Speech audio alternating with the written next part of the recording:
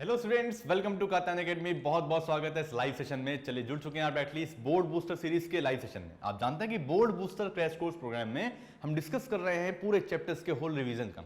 But बच्चों, जैसा कि आप जानते हैं, आज का ये चैप्टर क्लास 12th की बायोलॉजी के पॉइंट ऑफ व्यू से बहुत ही खास है।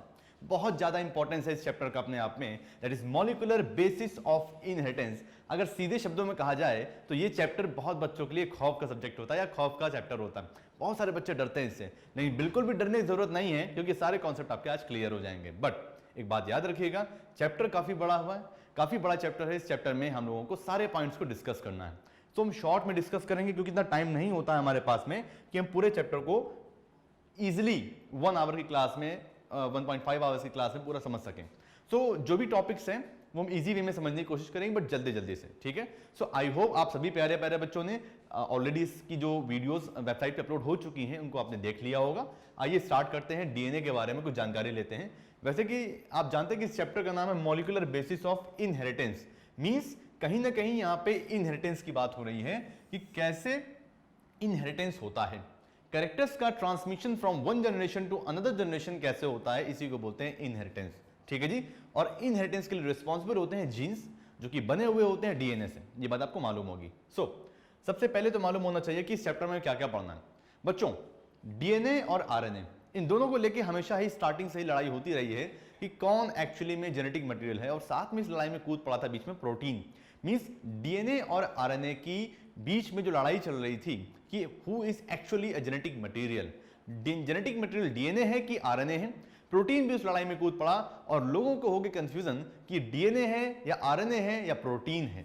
सो आइए देखते हैं एक्चुअली में जेनेटिक मटेरियल कौन है। सो पता चला बहुत सालों की इन्वेस्टिगेशन के बाद कि एक्चुअली में जो डीएनए होता है वही न्यूक्लिक एसिड होता है, आई मीन यही जेनेटिक मटेरियल होता है, यही एक्चुअली में जेनेटिक इंफॉर्मेशन को ट्रांसफर करता है इन मेजॉरिटी ऑफ द ऑर्गेनिज्म। लेकिन कुछ वायरसेस में और कुछ लोअर एनिमल्स में या लोअर ऑर्गेनिजम्स में आरएनए भी पाया जाता है as a genetic material. Means RNA का काम वहां पे क्या होता है, जेनेटिक मटेरियल। तो ये बात याद कर लीजिएगा कि आरएनए भी जेनेटिक मटेरियल की तरह काम करता है इन सम वायरसेस, ओके। और साथ में उसका कुछ एडिशनल रोल भी होता है। और एक बात और कि आरएनए जो होता है इसका मेन काम क्या क्या होता है, ये एक एडाप्टर मॉलिक्यूल की तरह काम कर सकता है, स्ट्रक्चरल मॉलिक्यूल की तरह काम कर सकता है राइबोसोम्स में, और साथ में ये कैटालिटिक एक्टिविटी को भी परफॉर्म कर सकता है, लाइक राइबोजाइम एंजाइम, ठीक है जी। सो इस तरह से ये एडिशनल फंक्शंस हो गए हमारे आरएनए के, यानी कि राइबो न्यूक्लिक एसिड के, ठीक है।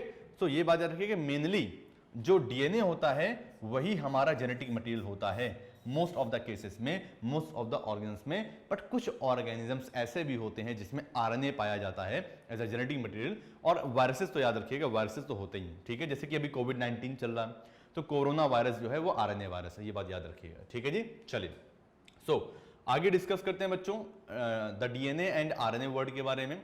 The DNA and RNA word, ये डीएनए और आरएनए वर्ड एक्चुअली में है क्या। जेनेटिक मटेरियल के बारे में डिस्कस करेंगे कि जेनेटिक मटेरियल एक्चुअली में होता क्या है। मैंने आपको ऑलरेडी बता दिया है कि जेनेटिक मटेरियल वो सब्सटेंस होता है जो कंट्रोल करता है इनहेरिटेंस ऑफ कैरेक्टर्स और ट्रेट्स को फ्रॉम पेरेंट्स टू ऑफस्प्रिंग्स और one generation to next generation. Clear. अब कुछ क्राइटेरिया होते हैं, ऐसा तो नहीं कि कोई भी जेनेटिक मटेरियल बन जाएगा। कुछ क्राइटेरिया होते हैं, उस क्राइटेरिया को फुलफिल करने वाला मॉलिक्यूल ही जेनेटिक मटेरियल बन सकता है। मींस कुछ प्रॉपर्टीज होनी चाहिए to behave as a genetic material. So following are the criteria that a molecule must fulfill to act as a genetic material. It should be able to replicate itself. वो अपने आप को replicate करना चाहिए, ये बात याद कर लीजिएगा। Then उसके अलावा वो stable होना चाहिए। अगर जेनेटिक मटेरियल रेप्लिकेट नहीं करेगा तो मल्टीप्लाई करके अगली जनरेशन में जाएगा कैसे, ये भी सवाल है। और साथ में अगर स्टेबल नहीं होगा तो छोटी छोटी रिएक्शंस में टूट जाएगा, तो फिर वो स्टोर कैसे करेगा इंफॉर्मेशन को। इसलिए वो स्टेबल भी होना चाहिए, साथ में उसमें स्लो रेट से म्यूटेशन भी होना चाहिए। स्लो चेंजेस यानी म्यूटेशन अगर होंगे तो वो उसमें धीरे धीरे ऑर्गेनिज्म में चेंजेस आएंगे, जो कि मस्ट होता है इवोल्यूशन के लिए। इवोल्यूशन के लिए जरूरी है कि डीएनए रिजिड ना हो, उसमें स्लो चेंजेस आते रहें, धीरे धीरे उसमें चेंजेस आते रहें। और साथ में और भी कुछ खास प्रॉपर्टी है, जैसे कि उसमें मेंडेलियन कैरेक्टर्स है ना, यानी कि वो जो हमारा जेनेटिक मटेरियल है वो अपने आप को एक्सप्रेस कर सकता हो। अगर एक्सप्रेस ही नहीं करेगा तो काहे का genetic material. Means it should be able to express itself in the form of Mendelian character. Clear. चलिए अब बात आती है सर्च फॉर जेनेटिक मटेरियल की। भैया की जेनेटिक मटेरियल की सर्च किसने की और कैसे की? सो इसके लिए बेटा बहुत सारे लड़ाइयाँ हुई हैं। बेसिकली अगर देखा जाए तो डीएनए और आरएनए, पर्टिकुलरली डीएनए और आरएनए को लेके बहुत ज़्यादा खींचतान हुई है कि who is actually a genetic material. तो एक्चुअली में जेनेटिक मटेरियल कौन था, इसको लेके काफ़ी खींचतान हुई। तो अभी वैसे हम आगे चल के डीएनए और आरएनए में डिफरेंस तो पढ़ेंगे ही पढ़ेंगे, लेकिन बेसिकली आपको मालूम होना चाहिए कि डीएनए का फुल फॉर्म क्या होता है, डीऑक्सीराइबोन्यूक्लिक एसिड, जबकि आरएनए का फुल फॉर्म क्या होता है, राइबोन्यूक्लिक एसिड। बच्चों ये बेसिक बातें तो आपको मालूम ही होनी चाहिए। और जैसा कि आप जानते हैं कि रिवीजन क्रैश कोर्स प्रोग्राम है, रिवीजन क्लास है, तो इसमें शॉर्ट में हम डिस्कस करेंगे। ठीक है जी। सो आइए एक एक करके डिस्कस करते हैं उन एक्सपेरिमेंट्स के बारे में जिन्होंने डीएनए और आरएनए के बीच में जो लड़ाई चल रही थी उसका खात्मा किया, यानी कि सॉल्व की प्रॉब्लम को कि कौन है एक्चुअली में जेनेटिक मटेरियल। तो सबसे पहले हम स्टार्ट करेंगे ट्रांसफॉर्मिंग प्रिंसिपल से। सबसे पहले 1928 में transforming principle by Frederick Griffith. ठीक है, तो याद कर लीजिएगा 1928 इंपॉर्टेंट डेट है, ये इंपॉर्टेंट ईयर है। सो ट्रांसफॉर्मिंग प्रिंसिपल को सबसे पहले याद करिए किसने दिया था, फ्रेडरिक ग्रिफिथ ने दिया था, 1928 में दिया हुआ था। और सबसे खास बात, ये एक्सपेरिमेंट करके शो कर रहे थे किसके ऊपर, एक बैक्टीरिया के ऊपर जिसका नाम था स्ट्रेप्टोकोकस निमोनी। निमोनी से इंडिकेशन मिल रहा है कि ये कॉजेटिव एजेंट होता है निमोनिया का। Clear? So Streptococcus pneumoniae is a causative agent of pneumonia. ठीक है, और इसी के ऊपर एक्सपेरिमेंट करके ये प्रूव किया गया था इन्होंने कि डीएनए ही जेनेटिक मटेरियल होता है। चलिए जी। सो इन्होंने इसके लिए बेसिकली देखा जाए तो यूज किया था माइस का और इस बैक्टीरिया का। बच्चों एक पुराना कॉन्सेप्ट मैं आपको बताना चाहता हूं, थोड़ा सा यहाँ पे ध्यान दीजिएगा जरा। ये देखिए, देखिए यहाँ पे देखा जाए तो बेटा ये जो बैक्टीरिया होता है स्ट्रेप्टोकोकस निमोनी, ये बेसिकली टू फॉर्म में पाया जाता था। एक होता था रफ स्ट्रेन, एक होता था स्मूथ स्ट्रेन। ठीक है जी। सो रफ स्ट्रेन को हमने आर स्ट्रेन बोल दिया और स्मूथ स्ट्रेन को हमने एस स्ट्रेन बोल दिया। जिसमें से जो डिसीज कॉजिंग हुआ करता था वो एस स्ट्रेन हुआ करता था, क्योंकि इसके आसपास एक स्मूथ कोटिंग बन जाती थी इसको प्रोटेक्शन देने के लिए। तो ये स्मूथ सा हुआ करता था, इसके आसपास पॉलीसेकेराइड की कोटिंग हुआ करती थी। तो ये था वायरुलेंट। क्या था बताइए? ये वायरुलेंट था, मींस डिसीज कॉजिंग था। जबकि आर स्ट्रेन जो था वो रफ था, उसके आसपास कोई कोटिंग नहीं थी, इस वजह से कैसा था ये बताइए, नॉन वायरुलेंट था। ये नॉन वायरुलेंट हमारा हो गया। लेकिन एक बात याद रखिएगा, एक एक करके माइस के अंदर इसको इंजेक्ट किया गया, पहले आर स्ट्रेन को और फिर एस स्ट्रेन को इंजेक्ट किया गया। आइए देखते हैं क्या होता है। चलिए, सो हम ये बोल सकते हैं कि एस स्ट्रेन यहाँ पे क्या है, वायरुलेंट है या फिर पैथोजेनिक है। कैसा है बताइए? पैथोजेनिक मींस जो डिसीज कॉज कर रहा होगा। जबकि नॉन वायरुलेंट कौन सा हो गया हमारा, आर स्ट्रेन वाला हो गया। और या इसको हम और क्या बोल सकते हैं, नॉन पैथोजेनिक। क्या बोल सकते हैं बताइए? नॉन पैथोजेनिक भी हम इसको बोल सकते हैं। तो ये बात याद रखिएगा क्योंकि आगे आने वाले डायग्राम में इन्हीं टर्म्स का यूज किया गया है। चलिए अब आगे बढ़ते हैं और इस डायग्राम को समझने की कोशिश करते हैं कि ट्रांसफॉर्मिंग प्रिंसिपल्स को 1928 में फ्रेडरिक ग्रिफिथ ने कैसे प्रूव किया था कि हाँ भैया जो कुछ ना कुछ तो है ऐसा सब्सटेंस जो जेनेटिक मटेरियल की तरह काम करता है।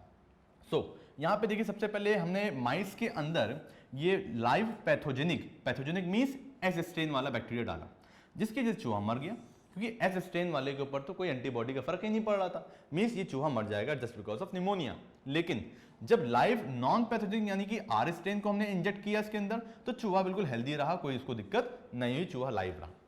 बट अब हमने क्या किया, इस एस स्ट्रेन वाले को हीट किल कर दिया। इस एस स्ट्रेन वाले को जो डिसीज कॉजिंग था, पैथोजेनिक था, हमने इसको हीट किल्ड कर दिया, हीट करके इसको इनएक्टिव कर दिया। और अब जब इंसर्ट कराया तो हीट किल्ड की प्रेजेंस में चूहा जिंदा रहा, क्योंकि अब वो माना कि वो डिसीज कॉजिंग था बट हीट किल्ड था, वो डिसीज कॉज नहीं कर पाया। ठीक है, लेकिन इन्होंने एक और दिमाग लगाया और इन्होंने क्या किया कि इनका वैसे भी हीट किल्ड तो डिसीज कॉज नहीं कर रहा है, हीट किल्ड के साथ में इन्होंने नॉन पैथोजेनिक वाले बैक्टीरिया को भी इंसर्ट करा दिया मिक्स करके। यानी कि हीट किल्ड मींस पैथोजेनिक वाला वीक करके, साथ में नॉन पैथोजेनिक जो नॉर्मल था उसको करा दिया। तो इन्होंने सोचा हीट किल्ड वाला तो कुछ कर नहीं पाएगा, साथ में नॉन पैथोजेनिक वाला भी कुछ नहीं कर पाएगा, तो चूहा जिंदा रहना चाहिए था इनके हिसाब से। इन्होंने ऐसा सोचा, बट देखा चूहा मर गया, मींस माइस डाई। बिकॉज क्योंकि यहां पे जो हमारे नॉन पैथोजेनिक वाले बैक्टीरिया थे वो ट्रांसफॉर्म हो चुके थे मिक्स यानी कि पैथोजेनिक वाले में। कैसे? क्योंकि डीएनए ट्रांसफर हो गया था उनके एक्चुअली में। ठीक है, तो ये रीजन था जिसकी वजह से ट्रांसफॉर्मिंग प्रिंसिपल दिया था फ्रेडरिक ग्रिफिथ ने, और बताया था कुछ ना कुछ ट्रांसफॉर्मिंग सब्सटेंस होता है जो ट्रांसफॉर्म कर रहा था non virulent non pathogenic R strain को into S strain, virulent strain और पैथोजेनिक बैक्टीरिया में। क्लियर? चलिए, सो अब हम डिस्कस करेंगे biochemical characterization of transforming principle, कि ट्रांसफॉर्मिंग प्रिंसिपल का बायोकेमिकल कैरेक्टराइजेशन इन्होंने किसने किसने किया था, ये बात आपको याद करना पड़ेगा। बहुत ही इंपॉर्टेंट एक्सपेरिमेंट है बच्चों, इसके डेट्स आपको याद करने पड़ेंगे और साइंटिस्ट का नाम, ठीक है। सो शॉर्ट में बोलते हैं Avery MacLeod and McCarty. Avery MacLeod and McCarty ने 1933 से लेकर 44 तक सीरीज ऑफ एक्सपेरिमेंट्स किए और पता लगाया कि ट्रांसफॉर्मिंग प्रिंसिपल में जो आपका ट्रांसफॉर्मिंग सब्सटेंस था उसका बायोकेमिकल नेचर क्या है, उसमें क्या प्रोटीन्स हैं, क्या उसमें न्यूक्लियोटाइड्स हैं, क्या उसमें शुगर्स हैं, क्या क्या चीजें उसमें है, उसके बायोकेमिकल नेचर के बारे में पता लगाया कि what is the biochemical nature of transforming substance. So पूरा नाम देख लेते हैं इनका, Oswald Avery, Colin MacLeod and Maclyn McCarty. 1933 से लेकर 44 तक इन्होंने एक्सपेरिमेंट्स किए, साथ में वर्क करके डिटरमाइन किया biochemical nature of transforming substance का, कि एक्चुअली में जो ट्रांसफॉर्मेशन करा रहा था आर स्ट्रेन का इंटू एस स्ट्रेन, यानी कि नॉन वायलेंट स्ट्रेन का इंटू वायलेंट स्ट्रेन, वो सब्सटेंस का जो बायोकेमिकल नेचर वो क्या है। सो ग्रिफिथ एक्सपेरिमेंट में ये पूरा हुआ था, ठीक है। चलिए, सो इसके लिए मैं आपको बताऊंगा कि इन लोगों ने, सुन लेते हैं, अभी इसका एक्सपेरिमेंट के बारे में तो डिस्कस करेंगे ही, बट जो आपका जो बायोकेमिकल कैरेक्टराइजेशन वाला प्रिंसिपल था उनमें उन्होंने 3 एंजाइम का यूज किया था, डीएनएस का, आरएनएस का। आपने वीडियो देखी होगी तो आपको पता चल गया होगा, और रिवाइज कर लेते हैं। डीएनएस का यूज किया था, आरएनएस का यूज किया था और प्रोटीएस का यूज किया था, और जिसकी एब्सेंस में ट्रांसफॉर्मेशन रुक जाता था, मींस कहीं ना कहीं वही रिस्पॉन्सिबल था ट्रांसफॉर्मेशन के लिए। कॉमन सी बात है, किसी प्रोसेस को करने के लिए वही रिस्पॉन्सिबल होगा जिसकी एब्सेंस में वो प्रोसेस ना हो रहा हो, है ना। तो पहले डीएनएस का यूज किया गया, या चलो पहले आरएनएस का यूज करते हैं, ट्रांसफॉर्मेशन नहीं रुका, आर स्ट्रेन वाला इसमें ट्रांसफॉर्म हो गया। फिर हमने प्रोटीएस का यूज किया, प्रोटीएस का यूज करने से पूरी प्रोटीन डाइजेस्ट हो चुकी थी, प्रोटीन इनएक्टिव हो चुकी थी, फिर भी ट्रांसफॉर्मेशन नहीं रुका, और फाइनली हमने किसका यूज किया बताइए, डीएनएस का यूज किया। डीएनएस का यूज करने से उस मीडिया में जितना भी डीएनए था सब पूरा डैमेज हो गया। उसके बावजूद यहां पे देखा जाए तो डीएनए डैमेज हो गया, तो उन्होंने सोचा कि यहां पे भी होना चाहिए ट्रांसफॉर्मेशन, बट ट्रांसफॉर्मेशन रुक गया, क्योंकि डीएनए ही ट्रांसफॉर्मिंग सब्सटेंस था। डीएनए की वजह से ही स्ट्रेप्टोकोकस निमोनी का जो आर स्ट्रेन था वो एस स्ट्रेन में, यानी वायरुलेंट स्ट्रेन में ट्रांसफॉर्म हो रहा था। इस वजह से क्या हुआ एक्चुअली में कि वो वहां पे पता चल गया कि डीएनए की एब्सेंस में ट्रांसफॉर्मेशन रुक चुका है, means DNA is a transforming substance. Clear. But लोग अभी भी मानने को तैयार नहीं थे। कैसे मान ले भैया, क्योंकि आरएनए भी तो जेनेटिक मटेरियल होता है बहुत सारे वायरसेस में। सो हुआ क्या, फिर यहां पे एक और साइंटिस्ट की टीम आई, ठीक है। सो देखिए, हार्शे और चेज एक्सपेरिमेंट, एल्फ्रेड हार्शे और मार्था चेज ने 1952 में एक बहुत ही इंपॉर्टेंट एक्सपेरिमेंट को परफॉर्म किया, जिसने अनइक्विवोकल प्रूफ दे दिया कि भैया डीएनए ही जेनेटिक मटेरियल होता है, और सब चुपचाप हो गए, सब पे शांत हो गए कि भैया हाँ आपने मान लिया आपकी बात कि हाँ बिल्कुल सही बता रहे हैं, क्योंकि इन्होंने ऐसा प्रूफ ही दे दिया था। रेडियो एक्टिव एलिमेंट्स यानी रेडियो एक्टिव सल्फर और रेडियो एक्टिव फास्फोरस का यूज किया था इन्होंने ये प्रूफ करने के लिए कि who is actually a genetic material. Clear. So let's discuss about genetic material is DNA with Hershey and Chase experiment. Clear. So अब हम डिस्कस करेंगे the unequivocal proof. Board exams में ऐसे पूछा जाएगा आपसे कि who gave the unequivocal proof that the DNA is a genetic material.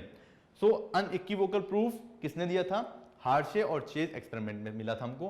Came from the experiment of Alfred Hershey and Martha Chase इन 1952। Clear. So they carried out some experiment with viruses that infect bacteria called bacteriophage। यानी इन्होंने जो experiments किए थे वो किस पे किए थे बताइए, वायरसेस पे किए थे।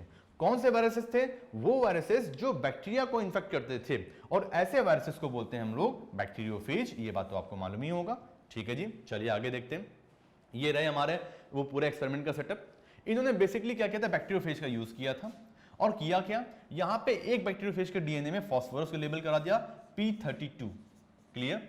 एंड प्रोटीन कैप्सिड में S35 का यूज किया था, ये बात आपको मालूम हो। सल्फर कंटेनिंग सिस्टीन और मेथियोनिन नाम के अमीनो एसिड पाए जाते हैं और वो बनाते हैं प्रोटीन कैप्सिड, और फास्फोरस तो डीएनए के न्यूक्लियोटाइड में पाया जाता है, ये बात आप जानते हैं। क्लियर। सो फास्फोरस कहां पे होगा, डीएनए में, क्योंकि फास्फोरिक एसिड के फॉर्म में होता है डीएनए में, न्यूक्लियोटाइड में, जबकि सल्फर कंटेनिंग अमीनो एसिड पाए जाते थे इस प्रोटीन के कैप्सिड में। सो कैप्सिड को लेबल कर दिया गया S35 वाले सल्फर से, जबकि P32 फास्फोरस लेबल्ड किया गया डीएनए में। अब आइए प्रोटीन और डीएनए की लड़ाई देखते हैं भैया, कौन होता है जेनेटिक मटेरियल। आरएनए को किनारे कर दिया अभी यहां पे हम इन दोनों की लड़ाई कराते हैं, कंपैरिजन करते हैं। फिर दोनों से ही बैक्टीरिया को इन्फेक्ट कराया गया। तो 3 स्टेजेस आई। पहला क्या है, इन्फेक्शन, दूसरा है ब्लेंडिंग, और तीसरा है सेंट्रीफ्यूगेशन। तो हार्शे और चेज एक्सपेरिमेंट में 3 स्टेप में कंप्लीट किया गया। फर्स्ट में इन्फेक्शन हुआ, जिसकी वजह से क्या हुआ कि जो बैक्टीरियोफेज था उसने अटैक किया बैक्टीरिया पे और अपना जो भी कंटेंट था यानी कि जेनेटिक मटेरियल था, ट्रांसफॉर्मिंग सब्सटेंस था, वो इंसर्ट करा दिया। किसके अंदर करा दिया? बैक्टीरिया के अंदर। अब क्या होगा भैया, उसके बाद ब्लेंडिंग कराई गई ताकि जो आउटर कैप्सिड है वो रिमूव हो जाए और उसके बाद सेंट्रीफ्यूगेशन कराया गया। तो पता चला कि जो सुपरनेटेंट फॉर्म है जो ऊपर तैर रहा है जिसमें कैप्सिड वगैरह प्रेजेंट थे, उसमें देखा गया सल्फर प्रेजेंट था, सल्फर पाया गया। लेकिन सल्फर तो सुपरनेटेंट फॉर्म में, बैक्टीरिया के अंदर क्या गया? वायरस से बैक्टीरिया के अंदर क्या गया? क्या प्रोटीन गई या सल्फर गया, मींस डीएनए गया? ये हमको देखना होता है। क्लियर? सो पता चला जब एक्सपेरिमेंट किया गया कि जो डीएनए था यानी कि फास्फोरस था, रेडियो एक्टिव एलिमेंट था, उसका डिटेक्शन किया गया। जब उसको ट्रेस किया गया, पता लगाया गया, तो पता चला कि इन सेल्स के अंदर फास्फोरस पाया गया। ये जो फास्फोरस था P32, ये सेल्स के अंदर पाया गया। मींस था कहां पे? बैक्टीरियोफेज के डीएनए में, और पहुंच कहां पे गया? बैक्टीरिया के अंदर। एक्चुअली में ट्रांसफॉर्मेशन तो इसी सब्सटेंस की वजह से हो रहा है, क्योंकि जेनेटिक मटेरियल की तरह यही काम कर रहा है। यही वायरस से बैक्टीरिया में आया। इस वजह से हमें यह पता चला यहां से कि भैया फास्फोरस लेवल डीएनए बैक्टीरियोफेज से बैक्टीरिया के अंदर चला गया। दैट इज, यही हमारा हो गया ट्रांसफॉर्मिंग सब्सटेंस। जबकि जो प्रोटीन कोड था, कैप्सिड था, वो ब्लेंडिंग के बाद, सेंट्रीफ्यूगेशन के बाद तो रिमूव हो चुका था, सेपरेट हो चुका था, और कैप्सिड में अभी भी सल्फर प्रेजेंट थी, बट बैक्टीरिया के अंदर सल्फर नहीं डिटेक्ट हुई। जो बैक्टीरिया के अंदर डिटेक्ट होगा वही तो जेनेटिक मटेरियल होगा, जो बाहर है उससे हमें क्या मतलब है। इस तरह से हार्शे और चेज एक्सपेरिमेंट से हमें बिल्कुल अनइक्विवोकल प्रूफ मिल गया था कि भैया यही जेनेटिक मटेरियल होता है, डीएनए, प्रोटीन नहीं होती। क्लियर? और एक बहुत इंपॉर्टेंट बात, क्वेश्चन कैसे पूछे जाएंगे? एक तो स्टेट वे होता है कि हार्शे एंड चेज एक्सपेरिमेंट पूछा जाएगा, आपसे बता दीजिए क्या होता है भैया। हार्शे और चेज का कंट्रीब्यूशन पूछा जाएगा आपसे, आप भैया बता सकते हैं। अनइक्विवोकल प्रूफ किसने दिया था, इस तरह से पूछा जा सकता है। ऐसा एक्सपेरिमेंट बताइए जिसमें सल्फर 35 और फास्फोरस 32 का यूज किया था, वो एक्सपेरिमेंट बताइए। ऑब्जेक्टिव क्वेश्चंस में इनके ऑप्शंस को घुमा फिरा के पूछ सकते हैं कि इन हार्शे एंड चेज एक्सपेरिमेंट कौन कौन से एलिमेंट यूज किए गए थे, सल्फर, फास्फोरस, उनमें जो उनका वेट दिए वो पूछ लेगा। P32 बोल देगा, फिर बोल देगा P33 बोल देगा, फिर P35 बोल देगा। इस तरह से आपको कंफ्यूज करेगा, बट आप क्लियर रहिएगा P32 का यूज किया गया था। सिमिलरली सल्फर में आपको कंफ्यूज किया जाएगा। तो इस तरह से आपके पास वैरायटी ऑफ क्वेश्चंस आ सकते हैं, और ऐसे क्वेश्चंस तो नीट जैसे कॉम्पिटिटिव एग्जाम्स में पूछे जाएंगे आपसे, नीट जैसे कॉम्पिटिटिव एग्जाम्स में। क्लियर? चले आगे बढ़ते हैं, डीएनए की बात करते हैं। बहुत लड़ाई के बाद जब पता चल चुका कि भैया DNA is a genetic material, तो डीएनए के बारे में लोगों ने पढ़ना स्टार्ट किया। चलो भाई, अब तो पता चल गया कि एक्चुअली में जेनेटिक मटेरियल कौन है। आइए डीएनए के बारे में थोड़ी जानकारी इकट्ठा करते हैं कि what is DNA. DNA double stranded nucleic acid होता है, RNA single stranded nucleic acid होता है। डीएनए का फुल फॉर्म क्या होता है? Deoxyribonucleic acid. बचपन से पढ़ते चले जा रहे हैं, और यही एक्ट करता है as a genetic material in most of the organism. कि आरएनए होता है कुछ वायरसेस में, सभी वायरसेस में नहीं, कुछ वायरसेस में आरएनए होता है as a genetic material. Clear? So it is a long polymer of deoxyribonucleotide. ये बात तो बहुत इंपॉर्टेंट है। और अब जानते हैं कि मेरी क्लास में मैं हमेशा मोती की माला का जिक्र जरूर करता हूं, यानी कि मोती की माला का बहुत जीवन में इंपॉर्टेंस होता है। हम मान सकते हैं कि एक तरह के जो डीएनए का स्ट्रैंड होता है, एक स्ट्रैंड को लेते हैं, क्योंकि डीएनए डबल स्ट्रैंडेड होता है। हम पहले एक स्ट्रैंड को लेते हैं, और अगर हम एक स्ट्रैंड को लें तो हम मान सकते हैं कि भैया ये डीएनए जो है ये मोती की माला है। क्या है बताइए? ये मोती की माला है जी ये। और अगर ये मोती की माला है तो उसके हर मोती को हम बोल सकते हैं न्यूक्लियोटाइड। क्या बोल सकते हैं बताइए? न्यूक्लियोटाइड बोल सकते हैं जी। अब ये न्यूक्लियोटाइड हो गया। और एक बात आपको और भी मालूम होना चाहिए कि न्यूक्लियोटाइड होता क्या है, इसका स्ट्रक्चर क्या होता है, जो कि हम आगे डिस्कस करेंगे कि न्यूक्लियोटाइड क्या होता है। सो अ नंबर ऑफ न्यूक्लियोटाइड्स और base pairs present in the DNA determines the length. और जितने न्यूक्लियोटाइड प्रेजेंट होंगे उतनी ही डीएनए की लेंथ मानी जाएगी। तो बहुत ही आसान बात है भैया कि डीएनए की लेंथ को कौन डिसाइड करेगा? Number of nucleotide. मोती की माला में जितने मोती होंगे उतनी ही तो वो लंबी होगी। इस तरह से आप इमेजिनेशन करके इजीली याद कर सकते हैं। छोटी छोटी ट्रिक्स होती हैं जो आपको इमेजिन करने में हेल्प करेंगी, and imagination is more important than knowledge. Albert Einstein ने बोला था, ये बात याद रखिएगा। तो इमेजिन कर लीजिए और इजीली आप उसको याद कर सकते हैं। आप जानते हैं कि एक डीएनए ये पॉली न्यूक्लियोटाइड चेन होती है, क्योंकि इसमें बहुत सारे, पॉली मींस बहुत सारे, मैनी, बहुत सारे न्यूक्लियोटाइड लगे हुए होते हैं। एग्जाम्पल्स की बात करते हैं बच्चों, ई कोलाई, एशेरिशिया कोलाई, इसमें 4.6 इंटू 10⁻⁶ बेस पेयर प्रेजेंट होते हैं। बैक्टीरियोफेज 5174, नीट जैसे कॉम्पिटिटिव एग्जाम्स में ये डेटा बहुत ज्यादा पूछा जाता है और ये इंपॉर्टेंट भी है। बैक्टीरियोफेज 5174 में 5386 बेस पेयर प्रेजेंट होते हैं, लर्न कर लीजिएगा, इंपॉर्टेंट है बच्चों। लैम्डा फेज में 48,502 आपके बेस पेयर्स होते हैं, और ह्यूमन बींग्स में अगर हैप्लॉइड कंटेंट की बात की जाए तो 3.3 इंटू 10⁹ बेस पेयर प्रेजेंट होते हैं, और डिप्लॉयड कंटेंट की बात करेंगे तो 6.6 इंटू 10⁹ बेस पेयर होंगे। क्लियर? चलिए जी, तो आप याद कर लीजिएगा और आइए समझते हैं न्यूक्लियोटाइड और न्यूक्लियोसाइड के बारे में। जिस मोती की मैंने अभी बात की थी, जिससे मोती की माला यानी डीएनए बना हुआ, ये मोती बना हुआ। मोती में 3 कंपोनेंट होते हैं भाई जी। सो मोती में देखिए 3 कंपोनेंट हो गया। पहला कंपोनेंट हो गया नाइट्रोजनस बेस, दूसरा कंपोनेंट बच्चों हो गया शुगर, और तीसरा कंपोनेंट हो गया phosphate group. So nitrogenous base, sugar and phosphate group. Clear? ये रहा न्यूक्लियोटाइड, और अगर इस न्यूक्लियोटाइड से फॉस्फेट को रिमूव कर देंगे तो बन जाएगा nucleoside. So what is the actual difference between nucleotide and nucleoside?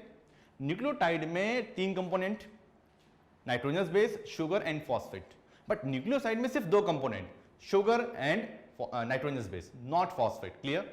सो हम ये बोल सकते हैं कि nucleotide equal to nucleoside plus phosphate, या हम ये भी बोल सकते हैं nucleoside equal to nucleotide minus phosphate. Clear? So अगर न्यूक्लियोटाइड से फॉस्फेट हटा दोगे तो ये न्यूक्लियोसाइड बन जाएगा, और अगर न्यूक्लियोसाइड में फॉस्फेट जोड़ दोगे तो ये न्यूक्लियोटाइड बन जाएगा। क्लियर? ये बात याद रखिएगा बच्चों। तो अब हम आगे बढ़ेंगे, शुगर के बारे में बात करते हैं। शुगर क्या होती है भैया? शुगर जनरली देखा जाए तो पेंटोस शुगर प्रेजेंट होती है, 5 कार्बन शुगर प्रेजेंट होती है, डीएनए हो चाहे आरएनए हो। डीएनए और आरएनए में शुगर का डिफरेंस होता है, हालांकि दोनों ही 5 कार्बन की होती हैं, बट थोड़ा सा स्ट्रक्चरल डिफरेंस होता है। बहुत डिटेल में नहीं जाएंगे, हम आपको शॉर्ट में बताएंगे कि राइबोस शुगर होती है आरएनए में और डीऑक्सीराइबोस शुगर होती है डीएनए में। What is the actual difference? Actually में सेकंड पोजीशन ऑफ शुगर में क्या होता है, यहाँ पे हाइड्रोजन प्रेजेंट होता है, जबकि या बोलते नॉर्मल हो सकता है, जबकि स्पेशल बात तो यहां पे कि राइबोस शुगर की सेकंड पोजीशन पे यानी सेकंड कार्बन पे OH ग्रुप होता है।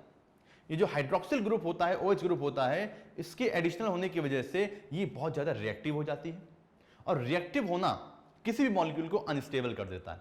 कोई भी बच्चा जितना ज्यादा रिएक्टिव होगा, जितना ज्यादा एनर्जेटिक होगा, तो उतना कम स्टेबल होगा वो, उसका पढ़ाई मन नहीं लग रहा है, उछल रहा है, कूद रहा है, इधर उधर भाग रहा है, कंसंट्रेशन नहीं कर पाएगा वो। सो अगर अपने आप को स्टेबल करना है तो लेस रिएक्टिव होना पड़ेगा, शांत होना पड़ेगा। वैसे यहां पे भी है बिल्कुल कि ये जो 2 सेकंड पोजीशन पे जो OH यहां पे प्रेजेंट है, ये 2' जो ग्रुप यहां पे प्रेजेंट है, इस राइबोस शुगर को बनाता है बहुत ज्यादा रिएक्टिव, और रिएक्टिव की वजह से ये बना देता है पूरे आरएनए को अनस्टेबल। क्लियर? इसी वजह से ये genetic material most of the organism में नहीं होता है, क्योंकि अनस्टेबल होता है। Clear? So as compare to ribose sugar, DNA में ऐसा कुछ होता नहीं है। सो ये इस वजह से ribose sugar, I mean deoxyribose sugar stable रहती है। So in the structure of RNA, the 2' group present at every nucleotide, क्योंकि शुगर तो हर न्यूक्लियोटाइड का कंपोनेंट होती है, तो हर न्यूक्लियोटाइड पे 2' ग्रुप प्रेजेंट होगा राइबोस शुगर के, इज अ रिएक्टिव ग्रुप। ये क्या होता है बताइए? ये रिएक्टिव ग्रुप होता है, and 2' group makes RNA labile and easily degradable. ये आरएनए को लैबाइल बनाता है और इजिली डिग्रेडेबल, रिएक्टिव बना देता है। क्लियर? चलिए, इस वजह से आरएनए अनस्टेबल होता है। एक बहुत ही बेसिक कॉन्सेप्ट जो कि आपके लिए बहुत यूजफुल हो सकता है बोर्ड एग्जाम्स के पॉइंट ऑफ व्यू से, ठीक है, और नीट भी आप इससे क्वेश्चन एक्सपेक्ट कर सकते हैं कि यहां से क्वेश्चन आ सकते हैं। आइए बताते हैं कि बोर्ड्स में कैसे कैसे क्वेश्चन पूछे जाएंगे और नीट में कैसे कैसे क्वेश्चन पूछे जाएंगे। सो स्ट्रक्चर ऑफ डाइन्यूक्लियोटाइड, एक डाइन्यूक्लियोटाइड का स्ट्रक्चर कैसा होता है आइए समझते हैं। बेसिकली आप देखेंगे यहाँ पे ये फॉस्फेट प्रेजेंट है, ये शुगर प्रेजेंट है और ये नाइट्रोजनस बेस प्रेजेंट है। नाइट्रोजनस बेस के बारे में थोड़ा सा हिंट आपको देना चाहेंगे कि नाइट्रोजनस बेस 2 तरह के होते हैं। दिस इज नाइट्रोजनस बेस, 2 तरह के होते हैं, प्यूरिन, ओके, जो कि आपके डबल रिंग होते हैं, पायरिमिडीन जो कि आपके सिंगल रिंग होते हैं। प्यूरिन की अगर बात करेंगे तो यहाँ पे 2 एग्जांपल आते हैं बच्चों, ठीक है। प्यूरिन के एग्जांपल याद कर लीजिएगा, एडेनिन एंड ग्वानिन, जबकि पायरिमिडीन के एग्जांपल क्या होता है, thymine, cytosine and uracil. Adenine, guanine, thymine, cytosines are the 4 nitrogenous bases which are present only in DNA, जबकि adenine, guanine, cytosine and uracil are the nitrogenous bases which are present in RNA. Clear? So ये बात याद रखिएगा, ATGC in DNA, AUGC in RNA. That is, in case of RNA, thymine is replaced by uracil. Clear? चलिए, so purine आपके adenine और guanine हो गया, pyrimidine में थायमिन, साइटोसिन एंड यूरेसिल हो गया। ये बात आप याद कर लीजिएगा। और हमेशा एक प्यूरिन की बॉन्डिंग दूसरी प्यूरिन आई मीन पायरिमिडीन से होगी, कभी भी एक प्यूरिन की बॉन्डिंग दूसरी प्यूरिन से नहीं हो सकती। हमेशा प्यूरिन पायरिमिडीन से बाइंड करेगी, और एडेनिन नाम की प्यूरिन जो होती है वो थायमिन नाम की पायरिमिडीन से बाइंड करती है डबल हाइड्रोजन बॉन्ड्स, जबकि ग्वानिन नाम की प्यूरिन जो होती है वो ट्रिपल हाइड्रोजन बॉन्ड से बाइंड करेगी साइटोसिन नाम की पायरिमिडीन से। तो A always bind with thymine in DNA with double hydrogen bond, G always bind with cytosine with triple hydrogen bond, but in case of RNA thymine is replace by uracil. So आप thymine जगह पे uracil कर देंगे और adenine से bind करा देंगे दो हाइड्रोजन बॉन्ड से। क्लियर? चलिए, तो ये तो बात हो गई नाइट्रोजनस बेसिस की, आई होप आपको समझ में आ गई होगी। चलिए, अब हम फिलहाल डिस्कस करेंगे बच्चों इस डाई न्यूक्लियोटाइड के स्ट्रक्चर के बारे में कि एक्चुअली में ये जो मोती है, जब ये एक मोती इस दूसरे मोती से जुड़ेगा तो ये बीच में बॉन्ड कौन से आते हैं, क्योंकि इसमें तो 3 पार्ट हो गए मोती के, शुगर, फॉस्फेट, नाइट्रोजनस बेस। इस मोती के भी 3 पार्ट होंगे, sugar, phosphate, nitrogenous base, 3 component हो गए मोती के। लेकिन जब ये तीनों ये जो पूरा न्यूक्लियोटाइड का स्ट्रक्चर जब आपस में जुड़ेगा दोनों का, तो कौन से बॉन्ड बनेंगे, आइए देखते हैं, समझते हैं इस बात को। देखिए, ये रहा हमारा फॉस्फेट, शुगर और ये नाइट्रोजनस बेस, ये रहा फॉस्फेट, शुगर और ये नाइट्रोजनस बेस। ये 2 न्यूक्लियोटाइड हमारे हो चुके हैं। आइए बॉन्डिंग की बात करते हैं। बच्चों एक बात याद रखिएगा कि शुगर के फर्स्ट कार्बन से, शुगर के, मैंने क्या बोला आपसे, शुगर के फर्स्ट कार्बन से यानी C1 से नाइट्रोजनस बेस जुड़ेगा with N glycosidic bond, N glycosidic bond से जुड़ेगा। और एक बात और याद रखिएगा कि यहां पे जो 5th कार्बन होता है, शुगर का 5th कार्बन C5, एक न्यूक्लियोटाइड का 5th कार्बन, ठीक है, और ऊपर वाले के 3rd कार्बन से ये बॉन्ड बनाएगा यहां पे, यानी कि ये फॉस्फेट ग्रुप नीचे वाली शुगर के 5th कार्बन से और ऊपर वाली शुगर के यानी नेक्स्ट शुगर के 3rd कार्बन से बॉन्ड बनेगा। इसलिए ओवरऑल जब ऊपर से नीचे पढ़ते हैं तो हम ये बोलते हैं क्योंकि ये 5' एंड है और ये 3' एंड है, तो जब 5' एंड से 3' एंड की तरफ बढ़ेंगे तो रीडिंग इसमें क्या आएगा, 3 to 5, 3 to 5। तो क्योंकि एक 3 कार्बन पे बॉन्ड है, एक 5 कार्बन पे, तो बोलेंगे 3' to 5' फॉस्फोडाइस्टर बॉन्ड। क्या बोलते हैं, 3' to 5' फॉस्फोडाइस्टर बॉन्ड। ये फॉस्फोईस्टर बॉन्ड है, ये फॉस्फोईस्टर बॉन्ड है, बट यहां से लेके यहां तक का पूरा बॉन्ड क्या हो जाएगा, फॉस्फोडाइईस्टर बॉन्ड। क्लियर? ये बात याद कर लीजिएगा, यानी एक मोती से दूसरा मोती एक न्यूक्लियोटाइड से दूसरा न्यूक्लियोटाइड जुड़ेगा with the help of phosphodiester bond. और अच्छा आंसर देना है तो 3' to 5' phosphodiester bond. Very very most important question, ठीक है जी, कॉम्पिटिटिव एग्जाम्स के लिए तो बहुत ज्यादा इंपॉर्टेंट, ये बात याद कर लीजिएगा। इस तरह से ना शुगर, नाइट्रोजनस बेस के बारे में काफी कुछ सीख लिया। आइए अब जानते हैं वॉटसन एंड क्रिक के मॉडल के बारे में। Watson and Crick double helix model, बहुत ही इंपॉर्टेंट मॉडल, 1953। डेट याद कर लीजिएगा, ईयर याद कर लीजिएगा, ठीक है। सो वॉटसन क्रिक ने प्रपोज किया था एक्स-रे डिफ्रैक्शन पे बेस ये डबल हेलिक्स मॉडल, ठीक है जी। हाँ, सो ये डबल हेलिक्स मॉडल क्या था, ये बताता था कि जो डीएनए होता है वो डबल हेलिक्स के फॉर्म में होता है। ये बात आपको मालूम होनी चाहिए। ये रहा हमारा एक डीएनए का हेलिक्स, आप यहां पे इमेजिन कर लीजिए, हमने यहां से लेके यहां तक एक हेलिक्स मान लिया। क्लियर? चलिए ठीक है। और हर हेलिक्स में प्रेजेंट होते हैं 10 बेस पेयर। कितने होते हैं बताइए, 1 2 3 4 5 6 7 8 9 10 बेस पेयर प्रेजेंट होते हैं। न्यूक्लियोटाइड, चलिए हम दूसरे कलर से आपको दिखाते हैं समझाने के लिए। Nucleotide, nucleotide, nucleotide, nucleotide, nucleotide, nucleotide, first base pair, second base pair, third base pair, fourth base pair, fifth base pair, इस तरह से यहाँ पे ये 10 बेस पेयर मैंने बना दी। एक हेलिक्स में 10 बेस पेयर प्रेजेंट हैं आप। क्लियर? चलिए ठीक है जी। फिर आपको पता चला कि जब एक हेलिक्स में यहाँ पे 10 बेस पेयर प्रेजेंट हैं, सो इनके बीच की डिस्टेंस निकाली जाए। इनके बीच की डिस्टेंस अगर निकाले जाएंगे तो उसके लिए आपको पहले पूरे हेलिक्स की लेंथ निकालनी पड़ेगी। एक हेलिक्स की जो लेंथ आई, या हम बोल सकते हैं जो उसकी जो पिच आई, वो आई 3.4 नैनोमीटर। सो 3.4, इसको इरेज कर देते हैं और यहां समझते हैं फिर से हम 3.4 नैनोमीटर। सो 0 पॉइंट हम बोल रहे हैं कि यहां पे 3.4 नैनोमीटर। सो देखिए जी 3.4 नैनोमीटर इस पूरे हेलिक्स की आई। और कितने बेस पेयर हैं? 10 बेस पेयर यहां प्रेजेंट हैं इस तरह से। सो सक्सेसिव बेस पेयर की दूरी क्या आएगी? 3.4 बाई 10 कर देंगे तो सक्सेसिव बेस पेयर की डिस्टेंस आ जाएगी।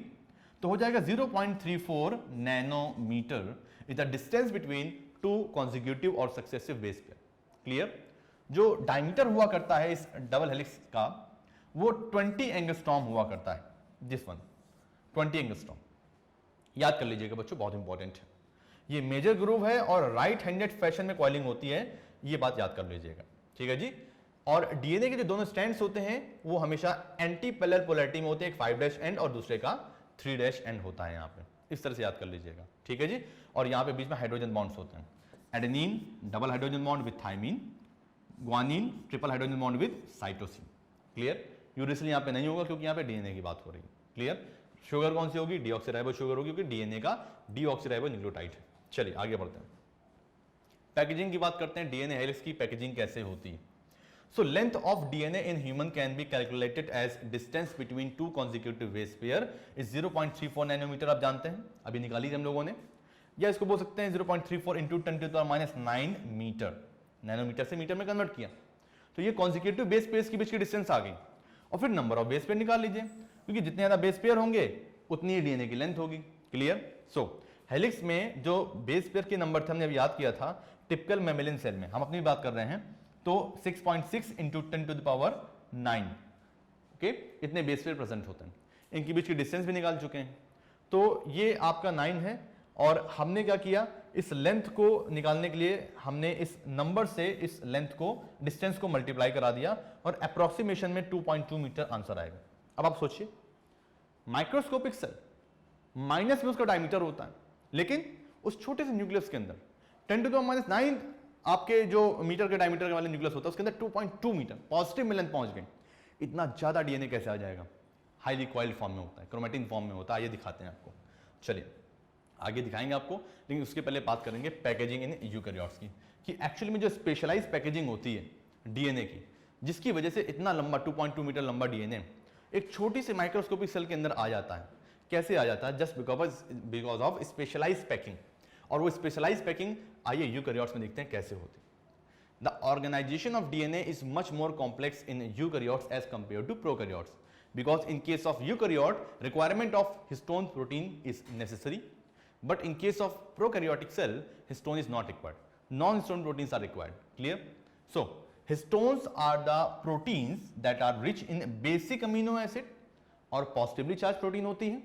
DNA negatively charged होता है phosphate की वजह से, ये positively charged होती है, ये बात याद कर लीजिएगा, नेगेटिव पॉजिटिव अट्रैक्शन, तो हिस्टोन के आसपास डीएनए रैप कर जाता है और क्रोमेटिन फॉर्म करता है। So histones are the proteins that is rich in basic amino acid like lysine and arginine are the basic amino acid, and both of these amino acid carry positive charge, that's why histone also carry positive charge, clear, on their side chain. So histone are a set of positively charge protein, basic protein. So दो question बनते हैं बच्चों यहां से, पहला histone कैसी protein है, positively charge protein, दूसरा हिस्टोन कैसी प्रोटीन है, basic protein, clear. So these histones organize themselves to make a unit of 8 molecules known as histone octamer, और इस तरह से जो हिस्टोन होती है ये अपने आप को ऑर्गेनाइज कर लेती है और बनाती है 8 मॉलिक्यूल्स ऑफ हिस्टोन से हिस्टोन ऑक्टामर। आइए देखते हैं ये हिस्टोन ऑक्टामर दिखता कैसे। एक्चुअली में 4 टाइप ऑफ हिस्टोन होती तो 5 है, ऑक्टामर में 4 होती हैं। आइए दिखाते कैसे। H2A, H2B, H3 and H4 histone, ये 4 टाइप्स की हिस्टोन मिलके बनाती है ये हिस्टोन ऑक्टामर। 2 सेट्स होते हैं, 4 हिस्टोन, नीचे भी इस तरह से 4 हिस्टोन, और यहां पे एक एडिशनल हिस्टोन होती है H1, this is called linker histone, this is called linker histone. और इस तरह से इसके आसपास ये हिस्टोन ऑक्टामर बन गया और डीएनए यहां पे रैप्ट कर गया। ये रहा डीएनए जिसमें 146 बेस पेयर होते हैं। कितने होते हैं, 146 बेस पेयर होते हैं। और ये रहा 8 हिस्टोन से बना हुआ हिस्टोन का कोर, है ना। और इस पूरे कंबाइंड स्ट्रक्चर को बोल देंगे न्यूक्लियोसोम। क्या बोल देंगे, nucleosome, that is DNA wrapped around histone octamer is called nucleosome, clear? So in 8 histone core में क्या होगा, 2 molecules of each H2A, H2B, H3 and H4, जो कि ऑलरेडी मैं यहाँ पे लिख चुका हूँ, आप ये याद कर लीजिएगा बच्चों, बहुत ही इंपॉर्टेंट है।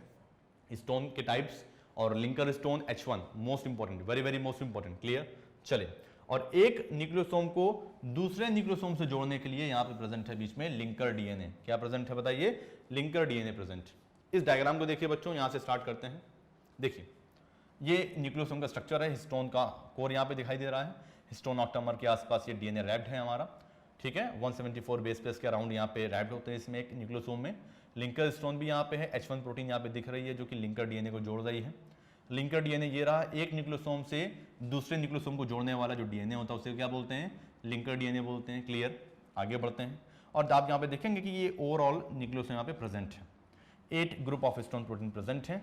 और जब हम इसको और ज़्यादा जूम करेंगे, या अभी तो यहाँ पे और हाईली जूम फॉर्म है, इसको और कंडेंस करते हैं, तो ये न्यूक्लियोसोम छोटा हो जाएगा, कुछ इस तरह दिखेगा, और छोटा हो जाएगा तो कुछ इस तरह दिखेगा, और फाइनली ऊपर आते हैं यहाँ से, ऐसे चल के ऊपर यहाँ पे आते हैं और यहाँ देखते हैं। यहाँ पे देखेंगे तो पता चलेगा, देखिए यहाँ पे ये सोलेनाइड स्ट्रक्चर फॉर्म हो जाएगा, 30 नैनोमीटर का यहाँ पे ये सोलेनाइड स्ट्रक्चर फॉर्म हो जाएगा। और इस तरह से फाइनली और उसको कंडेंस करेंगे, छोटा करेंगे, कंडेंस करेंगे, कॉम्पैक्टली अरेंज करेंगे, तो ये बिल्कुल थ्रेड बन जाएगा इस तरह से। ये देखिए ऐसा लग रहा है जलेबी आ गई ना।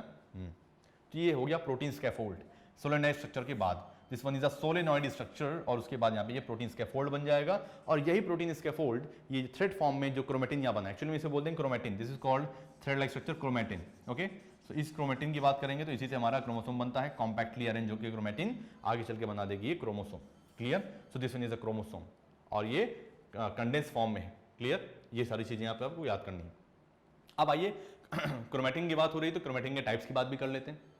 कहीं कहीं पे क्रोमोसोम में कुछ जगह पे क्रोमेटिन लूजली पैक होती, कॉइलिंग बहुत लूज होती है, और कहीं कहीं पे किसी किसी जगह पे जो क्रोमेटिन की कॉइलिंग होती है बहुत ही कंडेंस, मींस बहुत ही डेंसली पैक होती है। जो डेंसली पैक होगी वो डार्क स्टेन करेगी, जो लूजली पैक होगी वो लाइट स्टेन करेगी। डेंसली पैक क्रोमेटिन आपकी वर्क नहीं करती, हेटेरोक्रोमेटिन उसको बोलते हैं। जबकि जो यूक्रोमेटिन होती है वो लाइट स्टेन करती है, लूजली पैक होती है, और ट्रांसक्रिप्शन वाले प्रोसेस में पार्टिसिपेट करती है, ट्रांसक्रिप्शनली एक्टिव होती है। सो बेटा ये बात याद कर लीजिएगा। सो यूक्रोमेटिन पढ़ते हैं पहले। यूक्रोमेटिन क्या होती है मैंने आपको बताया, ये क्रोमेटिन थ्रेड का वो रीजन होता है क्रोमोसोम में जो कि लूजली पैक होता है। You means true, loosely pack होता है और लाइट स्टेन करता है, और साथ में आपका ट्रांसक्रिप्शनली एक्टिव होता है, ट्रांसक्रिप्शन में पार्टिसिपेट करता है। हेटेरोक्रोमेटिन आपका वो रीजन होता है क्रोमेटिन का जो कि डेंसली पैक्ड होता है और डार्क स्टेन करता है। क्लियर? और ट्रांसक्रिप्शनली इनएक्टिव होता है। So euchromatin is transcriptionally active, final conclusion, and while heterochromatin is transcriptionally inactive chromatin. Clear? चलिए आगे बढ़ते हैं। अब हम डिस्कस करेंगे euchromatin and heterochromatin. What is euchromatin and heterochromatin? So euchromatin and heterochromatin के बारे में कुछ इंपॉर्टेंट चीजें हम डिस्कस करें। What is euchromatin? Eu means true chromatin. आप डायग्राम देखिए, यहाँ पे क्रोमेटिन काफी डेंसली पैक है, बहुत नियर न्यूक्लियोसोम्स आ चुके हैं, जबकि यहाँ पे लूजली पैक है। क्लियर है ना? So loosely packed light stained euchromatin, densely packed dark stained heterochromatin, transcriptionally inactive, transcriptionally active. Clear? इस तरह से आप डायग्राम से भी समझ सकते हैं। चलिए अब बात करते हैं डीएनए के बाद आरएनए को भी थोड़ा मौका देते हैं समझने के लिए। आरएनए क्या होता है बच्चों? आइए आरएनए के बारे में समझते हैं। चलिए जी, आरएनए, आरएनए को बोलते हैं राइबो न्यूक्लिक एसिड, जो कि न्यूक्लियोटाइड से मिलकर बना होता है। सिंगल स्ट्रैंडेड आपका पॉलीन्यूक्लियोटाइड चेन होता है। शुगर फॉस्फेट की बैकबोन प्रेजेंट होती है, शुगर फॉस्फेट की बैकबोन, न्यूक्लियोटाइड है ना ये मोती न्यूक्लियोटाइड, तो sugar phosphate, sugar phosphate, sugar phosphate, sugar phosphate, ये शुगर फॉस्फेट बैकबोन होती है, और इस तरह से ये हैंगिंग फॉर्म में ये आपके बेसिस प्रेजेंट होते हैं। क्लियर? सो देखिए adenine, guanine, cytosine and uracil, thymine यहाँ पे नहीं, 4 नाइट्रोजनस बेसिस यहाँ पे प्रेजेंट है। So adenine binds with uracil with 2 hydrogen bonds, guanine binds with cytosine with 3 hydrogen bonds, as I told you earlier. Clear? चलिए, so ये हो गया ribonucleic acid RNA. Now we have to discuss about difference between DNA and RNA. So what is the actual difference between DNA and RNA? बचपन से पढ़ते चले आ रहे हैं basic differences. DNA double standard होता है, RNA सिंगल स्टैंडर्ड होता है। क्लियर? सो DNA क्या होता है बताइए? डबल स्टैंडर्ड होता है। RNA क्या होता है बताइए? सिंगल स्टैंडर्ड होता है। बट डीएनए डबल स्टैंडर्ड हो सकता है, आई मीन आरएनए भी सिंगल स्टैंडर्ड हो सकता है। कुछ वायरसेस हैं उसमें एक्सेप्शनल केस होता है जहां पे डीएनए आपका सिंगल स्टैंडर्ड होता है। क्लियर? बट जनरली कैसा होता है? डबल स्टैंडर्ड होता है। और आरएनए कैसा होता है? सिंगल स्टैंडर्ड होता है। Clear? DNA is most of the cases में जेनेटिक मटेरियल की तरह काम करता है लिविंग ऑर्गेनिज्म में, जबकि आरएनए कुछ वायरसेस में ही तो जेनेटिक मटेरियल होता है। क्लियर? याद कर लीजिएगा, शुगर जो होती है इसके न्यूक्लियोटाइड में वो डीऑक्सीराइबोज होती है, जबकि आरएनए के न्यूक्लियोटाइड में राइबोज शुगर होती है। Nitrogenous bases present are adenine, thymine, guanine and cytosine, जबकि जो यहां पे जो नाइट्रोजनस बेसिस प्रेजेंट होते हैं वो adenine, uracil, guanine and cytosine होते हैं। ये बात याद कर लीजिएगा। Difference between DNA and RNA. DNA और आरएनए के बीच में क्या डिफरेंस होता है, आइए इसके बारे में डिस्कस करते हैं। So DNA and RNA, DNA आपका लेस रिएक्टिव होता है, मोर स्टेबल होता है, chemically and structurally more stable, जबकि आरएनए मोर रिएक्टिव होता है, 2-OH एट राइबो शुगर, याद रखिएगा बच्चों, और chemically and structurally less stable होता है as compare to DNA. It usually occurs inside the nucleus in some cells organelles, generally nucleus के अंदर होता है डीएनए, और माइटोकॉन्ड्रिया, क्लोरोप्लास्ट जैसे कुछ सेल ऑर्गेनल्स के अंदर भी पाया जाता है। जबकि आरएनए की बात करेंगे तो बहुत ही कम आरएनए न्यूक्लियस के अंदर होता है, most of the RNA cytoplasm में पाया जाता है। बहुत ही इंपॉर्टेंट बात है। सेंट्रल डोग्मा की बच्चों बात करते हैं। सेंट्रल डोग्मा क्या है? सेंट्रल डोग्मा का मतलब होता है कि एक ही डायरेक्शन में इंफॉर्मेशन का flow, means unidirectional flow of information, है ना, कि जो भी जेनेटिक इंफॉर्मेशन है वो एक ही डायरेक्शन में फ्लो होगी इनसाइड सेल, जो भी प्रोडक्ट बनेगा जीन से बनेगा। Clear? So central dogma, Francis Crick ने इसको प्रपोज किया था। Central dogma of molecular biology states that there is a one way of unidirectional flow of information from master copy DNA, क्योंकि पूरी जो इंफॉर्मेशन है वो तो डीएनए में इंफॉर्मेशन होती है, मास्टर कॉपी तो डीएनए है, to working copy, working copy कौन है? आरएनए। जो भी इंफॉर्मेशन होगी वो डीएनए से आएगी और किसके पास जाएगी? आरएनए के पास जाएगी। ओके, ट्रांसक्रिप्शन होगा, मींस डीएनए से आरएनए का बनना ट्रांसक्रिप्शन है, and from working copy RNA to building plan proteins और पॉलीपेप्टाइड्स, यानी ट्रांसलेशन, और आरएनए से प्रोटीन का बनना ट्रांसलेशन। क्लियर? सो सबसे पहले डीएनए के अंदर जो कोडेड इंफॉर्मेशन है वो ट्रांसक्रिप्शन के थ्रू पहुंचेगी आरएनए में, और आरएनए में वो कोडेड इंफॉर्मेशन ट्रांसलेशन के थ्रू रिप्रेजेंट करेगी as a protein polypeptide. Clear? So कहीं ना कहीं डीएनए ने अपने आप को इस पॉलीपेप्टाइड के फॉर्म में रिप्रेजेंट किया, अपने आप को शो किया। मींस हम ये कह सकते हैं कोई जीन होगा वो भी अपने आप को एक्सप्रेस करेगा in the form of polypeptide. Clear? चलिए, so central dogma of molecular biology was proposed by Francis Crick 1958 and it also written as follows, like DNA से डीएनए का बनना रेप्लिकेशन होता है, डीएनए से एमआरएनए का बनना ट्रांसक्रिप्शन होता है, और एमआरएनए से पॉलीपेप्टाइड का बनना ट्रांसलेशन होता है। ये बेसिक बात है, ये तो याद कर लीजिए कम से कम, बहुत सारे बच्चों को तो ये भी नहीं मालूम होता। क्लियर? चलिए देखिए इस डायग्राम को, किस तरह से ट्रांसफॉर्मेशन हो रहा है यहाँ पे, मींस ट्रांसफर हो रही है इंफॉर्मेशन डीएनए से प्रोटीन के फॉर्म में। डीएनए में जो भी इंफॉर्मेशन स्टोर है वो प्रोटीन में कैसे जा रही है, देखिए, क्योंकि डीएनए के स्ट्रैंड एंटी पैरेलल होते हैं, एक 3' है तो दूसरा 5' एंड होगा, और उसके अपोजिट वाला स्ट्रैंड क्या होगा? अपोजिट पोलैरिटी का होगा, मींस 3' के सामने 5' और 5' के सामने 3'। ये A T C G C C A T nitrogenous bases के फॉर्म में, सीक्वेंस के फॉर्म में जेनेटिक इंफॉर्मेशन यहाँ पे स्टोर है। इससे ट्रांसक्रिप्शन होगा तो एमआरएनए बनेगा, और ये रहा एमआरएनए। ठीक है, 3' to 5' वाले टेम्पलेट स्ट्रैंड की कॉपी बनके यहाँ पे 5' to 3' एमआरएनए बन जाता है।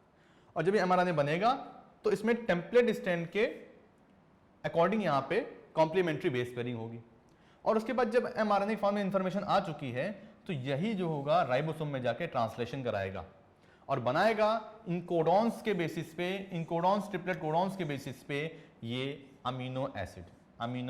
क्लियर? यहाँ पे आएंगे, इन कोडॉन्स के बेसिस पे अमीनो एसिड आएंगे, और इस तरह से प्रोटीन चेन, यहाँ पेप्टाइड बॉन्ड बन जाएगा, प्रोटीन चेन बन जाएगी या पॉलीपेप्टाइड चेन बन जाएगी, और यही प्रोटीन चेन आगे चल के कुछ ना कुछ फिनोटाइप यानी फिजिकल अपीयरेंस शो करेगी, कुछ ना कुछ फंक्शन तो करेगी, कुछ ना कुछ फंक्शन परफॉर्म करेगी हमारी सेल के अंदर, इस वजह से। चलिए अब बात करते हैं रेप्लिकेशन ऑफ डीएनए के बारे में। डीएनए का रेप्लिकेशन बच्चों, ये क्योंकि bold booster crash course revision series है तो शॉर्ट टाइम में हमें सारी चीज़ों को रिवाइज करना है, और बहुत तेजी से हम इन चीज़ों को रिवाइज करते चले जा रहे हैं। ठीक है जी, तो आइए डिस्कस करते हैं रेप्लिकेशन ऑफ डीएनए के बारे में कि एक्चुअली डीएनए का रेप्लिकेशन कैसे होता है। सो 3 मेथड थे यहाँ पे, conservative replication, dispersive replication and semi conservative replication. बच्चों कंजर्वेटिव रेप्लिकेशन की अगर बात की जाए तो इसके अकॉर्डिंग देखा जाए तो जो ओरिजिनल या पैटर्न जो पेरेंटल डीएनए था वो मींस कंजर्व रहता था, जो नया डीएनए बनता था वो बिल्कुल नया बनता था, उसमें दोनों स्ट्रैंड नए होते थे, जो कि बिल्कुल गलत थी, इसको डिस्कार्ड कर दिया गया था। कंजर्वेटिव रेप्लिकेशन मेथड कहता था कि जो पेरेंटल डीएनए है उससे नया डीएनए बनेगा, parental DNA as it is वैसा ही रहेगा, और नया डीएनए नया बनता रहेगा। सेकंड रेप्लिकेशन में फिर उससे नया बन जाएगा, इस तरह से नहीं होता था। लेकिन डिस्पर्सिव क्या कहता था कि पेरेंटल डीएनए जब रेप्लिकेट करेगा तो एक ही स्ट्रैंड के अंदर, इसी स्ट्रैंड के अंदर आधा डीएनए नया आधा पुराना, आधा नया आधा पुराना, आधा डीएनए नया पुराना, ऐसा भी नहीं होता था, स्टैंड वाइज चलता था बेटा पूरा। फिर आया सेमी कंजर्वेटिव। क्या आया बताइए? Semi conservative. डिस्पर्सिव को भी डिस्कार्ड कर दिया गया। सेमी कंजर्वेटिव रेप्लिकेशन को बताया मेसेल्सन एंड स्टेहल ने, और ई कोलाई का यूज किया था, NH4Cl का यूज किया था, CHCl डेंसिटी ग्रेडिएंट मेथड का यूज करके उन्होंने बताया कि किस तरह से सेमी कंजर्वेटिवली डीएनए रेप्लिकेट करता है। और एक जब ये डीएनए का मॉलिक्यूल रेप्लिकेट करेगा तो नए बनने वाले डॉटर डीएनए में एक पेरेंटल स्ट्रैंड आएगा और एक नया स्ट्रैंड आएगा, एक पेरेंटल स्ट्रैंड आएगा, एक नया स्ट्रैंड आएगा। इस तरह से हाफ और हाफ का रेशियो यहाँ पे चलता है। डिस्कस करते हैं experimental proof of replication of DNA. Matthews, Meselson and Franklin Stahl बहुत इंपॉर्टेंट साइंटिस्ट हैं। 1958 Matthews, Meselson and Franklin Stahl ने 1958 में एक्सपेरिमेंट को कंडक्ट किया ई कोलाई के ऊपर। बहुत ही इंपॉर्टेंट बात, ई कोलाई का यूज किया और ये प्रूव किया कि डीएनए रेप्लिकेट करता है सेमी कंजर्वेटिवली एज फॉलोज। देखिए यहां पे इस डायग्राम को, इन्होंने N15 का यूज किया था, यहां पे N14 और N15 का यूज किया था। N15 हैवी डेंसिटी वाला नाइट्रोजन होता है, यहां पे इन्होंने यूज किया और डेंसिटी ज्यादा होने की वजह से ये डीएनए बैठ जाता था ग्रेविटी की वजह से। 20 मिनट्स की इस सेल डिवीजन की साइकिल में इन्होंने देखा जब नया डीएनए बना तो वो हाइब्रिड डीएनए था, जनरेशन फर्स्ट का डीएनए हाइब्रिड डीएनए था। मींस 50% उसमें स्ट्रैंड में N14 था और 50% में N15 था। इस वजह से हाइब्रिड डीएनए मिड रेंज में आ गया, बहुत हैवी डेंसिटी नहीं थी। बट जब 40 मिनट्स का सेकंड राउंड हुआ और ये सेकंड जनरेशन जब इनकी आई तो पता चला कि हाइब्रिड डीएनए के जब दो डॉटर डीएनए बने तो एक प्योर N14 वाला बन गया, फिर दो हाइब्रिड बन चुके थे और एक और N14 वाला प्योर बन गया। मींस दो प्योर N14 वाले थे लो डेंसिटी वाले और दो हाइब्रिड डीएनए थे। इस वजह से मीडियम रेंज और लो रेंज की यहाँ पे डेंसिटी मिली। लाइट और हाइब्रिड डीएनए को मिला, हैवी डेंसिटी वाला ग्रेडियंट डीएनए गायब हो चुका था क्योंकि वो आगे चल के मिक्स हो चुका था, हाइब्रिड डीएनए बन चुका था। जैसा कि आप जानते हैं कि जब भी नया डीएनए बनता है तो इन्होंने प्रूव किया था जब भी नया डीएनए बनेगा तो उसमें एक पेरेंटल स्ट्रैंड होगा और न्यूली सिंथेसाइज वाला दूसरा होगा। ठीक है, एक पेरेंटल होगा तो न्यूली सिंथेसाइज वाला दूसरा होगा। ठीक है जी, ये था सेमी कंजर्वेटिव रेप्लिकेशन। इसी तरह का एक और एक्सपेरिमेंट विसिया फावा के ऊपर किया गया था, जिन्हें हम बोलते हैं fava beans, was conducted by Taylor and his colleagues in 1958। Clear, जिसमें उन्होंने रेडियो एक्टिव थायमिडीन का यूज करके ये प्रूव किया था कि डीएनए का रेप्लिकेशन सेमी कंजर्वेटिवली होता है। एंड द रिजल्ट ये हुआ कि डीएनए जो होता है क्रोमोसोम्स में रेप्लिकेट करता है सेमी कंजर्वेटिवली। कंक्लूजन यही है, आपको याद करना होगा, याद कर लीजिएगा, बहुत ही इजी। चलिए अब आगे बढ़ते हैं, बात करते हैं रेप्लिकेशन के बारे में। बच्चों, रेप्लिकेशन एक बहुत बड़ा टॉपिक है, इसको शॉर्ट में समझने की कोशिश करेंगे। ठीक है जी, क्योंकि चैप्टर काफी बड़ा है, बहुत ही डिफिकल्ट और टफ टॉपिक भी इसमें प्रेजेंट है, बट हम शॉर्ट में, क्योंकि ऑलरेडी डिटेल्ड वीडियोस में आप सारे वीडियो लेक्चर्स को देख सकते हैं, उनके वो रिवीजन के लिए, फास्ट ट्रैक रिवीजन के लिए इस लेक्चर को आप देख सकते हैं। तो आइए देखते हैं enzymes for the DNA replication. DNA replication के लिए कौन कौन से एंजाइम चाहिए होते हैं बच्चों? सबसे पहले हमें चाहिए होता है DNA dependent DNA polymerase. So DNA dependent DNA polymerase is a important enzyme. Means DNA dependent क्यों है? क्योंकि डीएनए टेम्पलेट का यूज करके बनाएगा क्या? डीएनए, इसलिए DNA polymerase. Clear? So DNA का रेप्लिकेशन हो रहा है, मींस डीएनए से डीएनए का बनना, डीएनए से ही डीएनए का बनना, डीएनए का यूज करके ही डीएनए का बनना है। Means DNA dependent DNA polymerase, जो कि यहां पे डीऑक्सीराइबोन्यूक्लियोटाइड का पॉलीमराइजेशन कराएगा और डीएनए की लेंथ को बढ़ाएगा। ये इसका फंक्शन होगा। हेलिकेज, हेलिकेज को मेन फंक्शन ये होता है, ये अनवाइंडिंग करता है। हेलिक्स जो होता है उसको ओपन करने का काम करता है, हेलिक्स को ब्रेक करता है। फिर तीसरा है टोपोआइसोमरेज। बच्चों, टोपोआइसोमरेज अनवाइंडिंग की वजह से जो डीएनए हेलिक्स में टेंशन क्रिएट होती है, उस टेंशन को रिड्यूस करने का काम करता है, इसे बोलते हैं topoisomerase. Clear? It is a group of enzymes. Now finally DNA ligase. DNA ligase nucleotides को जोड़ने का काम करता है, बॉन्ड बनाता है उनके बीच। क्लियर? चलिए इस डायग्राम को देखिए और शॉर्ट में डीएनए रेप्लिकेशन के बारे में समझिए। डीएनए रेप्लिकेशन में डीएनए के दोनों ही स्ट्रैंड 5' to 3' एंड 3' to 5' दोनों स्ट्रैंड यूटिलाइज होते हैं। हम ऐसे बोलेंगे जैसे यहां से, और बेटा एक बात और, जो हमने यूज किया था enzyme DNA dependent DNA polymerase, इसकी खास बात ये होती है हमेशा ये 5' to 3' डायरेक्शन में ही पॉलीमराइजेशन कराता है। 5' to 3'। सो इस 3' to 5' वाले टेम्पलेट स्ट्रैंड, ये देखिए 3' to, ये ब्लू कलर का 3' to 5' वाला टेम्पलेट स्ट्रैंड है, ये डीएनए का पेरेंटल स्ट्रैंड है। इस पे 5' to 3' डायरेक्शन में ये देखिए डीएनए पॉलीमरेज रेप्लिकेशन करा रहा है। इंपॉर्टेंट बात ये है बच्चों कि ये लीडिंग स्ट्रैंड बोला जाता है, यानी कि टेम्पलेट स्ट्रैंड 3' to 5' वाले पे लीडिंग स्ट्रैंड बनता है, इंपॉर्टेंट क्वेश्चन है, जबकि टेम्पलेट स्ट्रैंड 5'-3' वाले पे लैगिंग स्ट्रैंड बनता है। क्यों लैगिंग स्ट्रैंड क्यों बनता है? क्योंकि डीएनए पॉलीमरेज यहां पे डिसकंटीन्यूअस सिंथेसिस कराता है। 5'-3' तो यहां पे भी बनाएगा बट डिसकंटीन्यूअस बनाएगा, जिस वजह से यहां पे बन जाते हैं ओकाजाकी फ्रैगमेंट्स। क्या बन जाते हैं? Okazaki fragments. और इन्हीं फ्रैगमेंट्स को बाद में डीएनए लाइगेज आके जोड़ता है, डीएनए लाइगेज आगे चल के जोड़ता है। और ये रहा हमारा Y shape replication fork. Clear? Y shape replication fork और टेम्पलेट स्ट्रैंड से बना हुआ है। ये पेरेंटल स्ट्रैंड्स को बोलते हैं टेम्पलेट स्ट्रैंड। क्लियर? सो ये हमारे टेम्पलेट स्ट्रैंड्स हो गए, और जो यहाँ पे रेडिश अंदर यहाँ पे दिख रहा है ये हमारे न्यूली सिंथेसाइज्ड डीएनए होंगे। कॉन्टिन्यूअस सिंथेसिस कहाँ पे होती है? कॉन्टिन्यूअस सिंथेसिस होती है, ये देखिए 5'-3', 5'-3' पे होगी, जबकि डिसकंटीन्यूअस यहाँ पे देखिए क्या हो रही है, ये 5'-3' कॉन्टिन्यूअस हो रही है। यहाँ पे टेम्पलेट वाला है 3'-5', जबकि डिसकंटीन्यूअस इस वाले स्टैंड पे होगी, अपोजिट वाले। क्लियर? चलिए ये देखिए, क्रोमोसोम्स ओपन करेंगे, ओरिजिनल डीएनए मिल गया। इस तरह से हेलिकेज ने अनवाइंडिंग करा दी। ये देखिए डीएनए के दोनों स्ट्रैंड्स ओपन हो चुके हैं, एक स्ट्रैंड ये रहा, एक स्ट्रैंड ये रहा।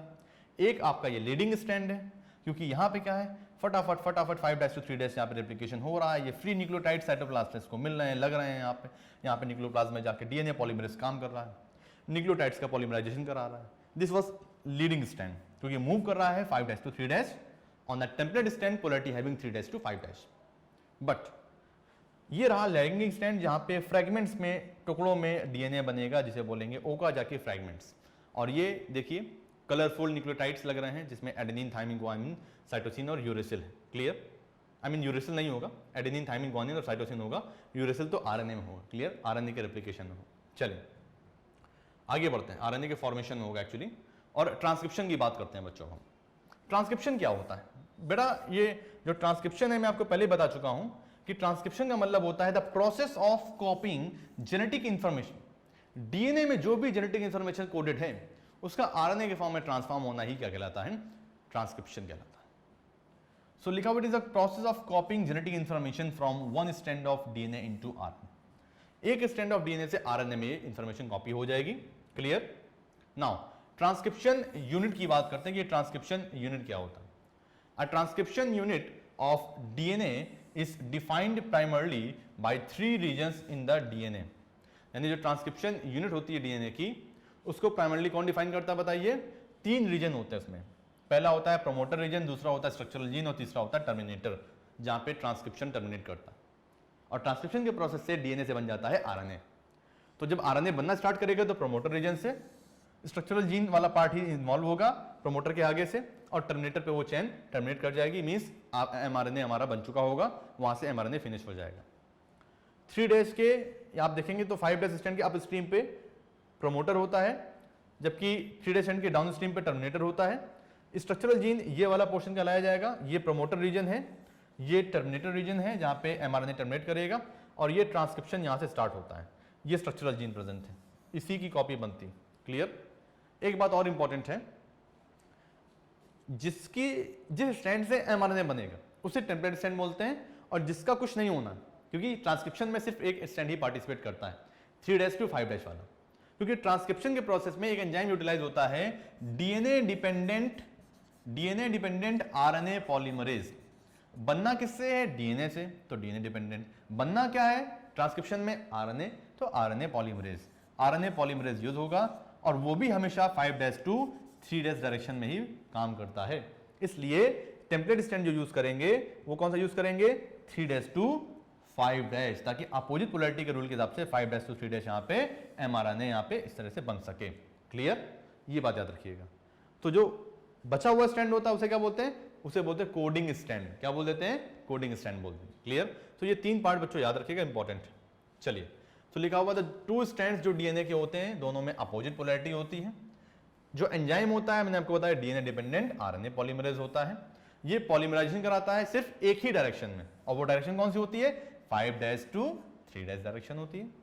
और जो स्टैंड होता है जिसकी पोलैरिटी 3'-5' होती है, वो स्टैंड को क्या बोलते हैं? टेम्पलेट स्टैंड, क्योंकि इसी के ऊपर आरएनए बनेगा, इसी में आरएनए बनेगा। और जो दूसरा स्टैंड बचा हुआ होता है इसकी पोलैरिटी 5'-3' होती है, इसे हम लोग बोल देते हैं कोडिंग स्टैंड। क्या बोल देते हैं बताइए? कोडिंग स्टैंड बोल देते हैं। जिसका सीक्वेंस आरएनए बनने वाले आरएनए के जैसा ही होगा, बस थायमिन जगह पे यूरेसिल आ जाएगा, और ये कोडिंग स्ट्रैंड कहलाता है। क्या कहलाता है बताइए? कोडिंग स्ट्रैंड कहलाता है। ये बात इंपॉर्टेंट है। इस डायग्राम को देखिए बच्चों, ट्रांसक्रिप्शन के प्रोसेस को बहुत ही क्लियरली यहाँ पे दिखाया गया है, ठीक है जी। आप डायग्राम देखिए किस तरह से डीएनए में अनवाइंडिंग हो रही है और ये हेलिक्स ओपन हो चुका है, और उसके बाद यहाँ पे आप इस डीएनए के सेगमेंट को देखेंगे कि यहाँ से इसका एमआरएनए बन रहा है। मीन्स ये जो स्ट्रैंड है यही आपका 3' to 5' वाली पोलैरिटी वाला स्ट्रैंड है, यही आपका टेम्पलेट स्ट्रैंड है, और जो बचा हुआ ये कोडिंग स्ट्रैंड है। क्या ये बताइए? ये कोडिंग, क्योंकि ये ट्रांसक्रिप्शन में पार्टिसिपेट नहीं कर रहा है। जो ट्रांसक्रिप्शन में पार्टिसिपेट नहीं करेगा कोडिंग स्ट्रैंड, जो पार्टिसिपेट करेगा वो template strand.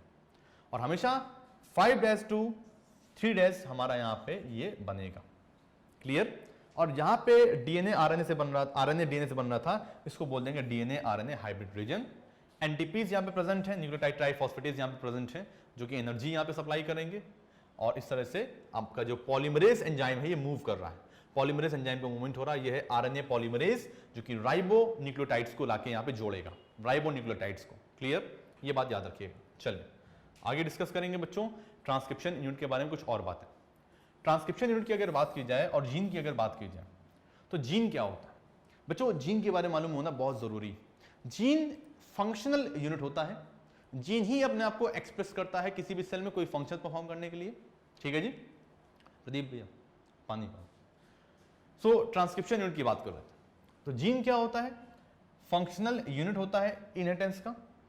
The DNA sequence coding for tRNA और rRNA molecule also defines as a gene. अगर इमेजिन करना ही है तो हम ये मान सकते हैं कि भैया वो functional sequence coding sequence DNA का जो टीआरएनए या आरआरएनए के सीक्वेंसिंग के लिए, उसके फॉर्मेशन के लिए रिस्पॉन्सिबल होता है, वो हमारा हो जाएगा एक तरह का जीन। और हम ये बोल सकते हैं कि सिस्टोन क्या होता है? सिस्टोन उस डीएनए लेंथ को बोलते हैं, डीएनए के उस हिस्से को बोलते हैं जो कि किसी पॉलीपेप्टाइड को बनाने के लिए जिम्मेदार होता है। आसान भाषा में समझो भैया, ध्यान दीजिएगा। सिस्टोन के बारे में डिस्कस कर चुके थे कि सिस्टोन आपका सेगमेंट होता है डीएनए का जो कि कोड करता है किसी भी पॉलीपेप्टाइड या प्रोटीन के लिए। और इसी ट्रांसक्रिप्शन यूनिट की अगर बात की जाए तो ये दो तरह की हो सकती है। इसका जो स्ट्रक्चरल जीन है वो दो तरह का हो सकता है कि उसके स्ट्रक्चरल जीन में एक से ज्यादा सिस्टोन हो, या हो सकता है कि उसके स्ट्रक्चरल में सिर्फ एक सिस्टोन हो। भगवान जी ने प्रोकैरियोट्स को बहुत सारे सिस्टोन दिए हुए, पी से प्रोकैरियोट और पी से पॉलीसिस्टोन है, क्लियर, ठीक है जी।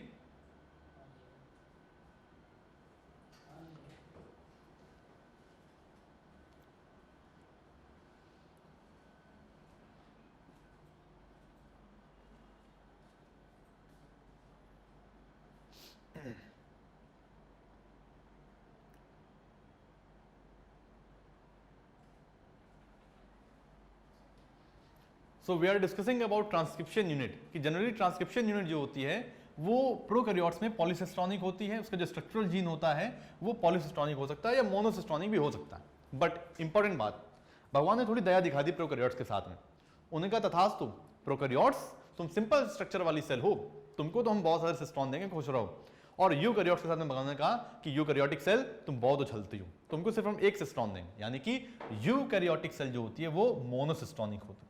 So transcription unit of means किसी भी ट्रांसक्रिप्शन यूनिट में जो उसका जो स्ट्रक्चरल जीन होता है उस स्ट्रक्चरल जीन से ही आरएनए बनता है, आप जानते हैं। वो दो तरह का हो सकता है स्ट्रक्चरल जीन, या तो वो मोनोसिस्टोनिक होगा, मींस उसमें एक ही सिस्टोन होगा, मींस यूकैरियोट्स में पाया जाएगा, या फिर वो पॉलीसिस्टोनिक होगा, मतलब मोस्टली इन बैक्टीरिया और प्रोकैरियोटिक सेल उसमें ये पाया जाएगा। The monosystonic structural gene in eukaryotes have interrupted coding sequence। ये तो और प्रॉब्लम होगी, भगवान जी ने एक ही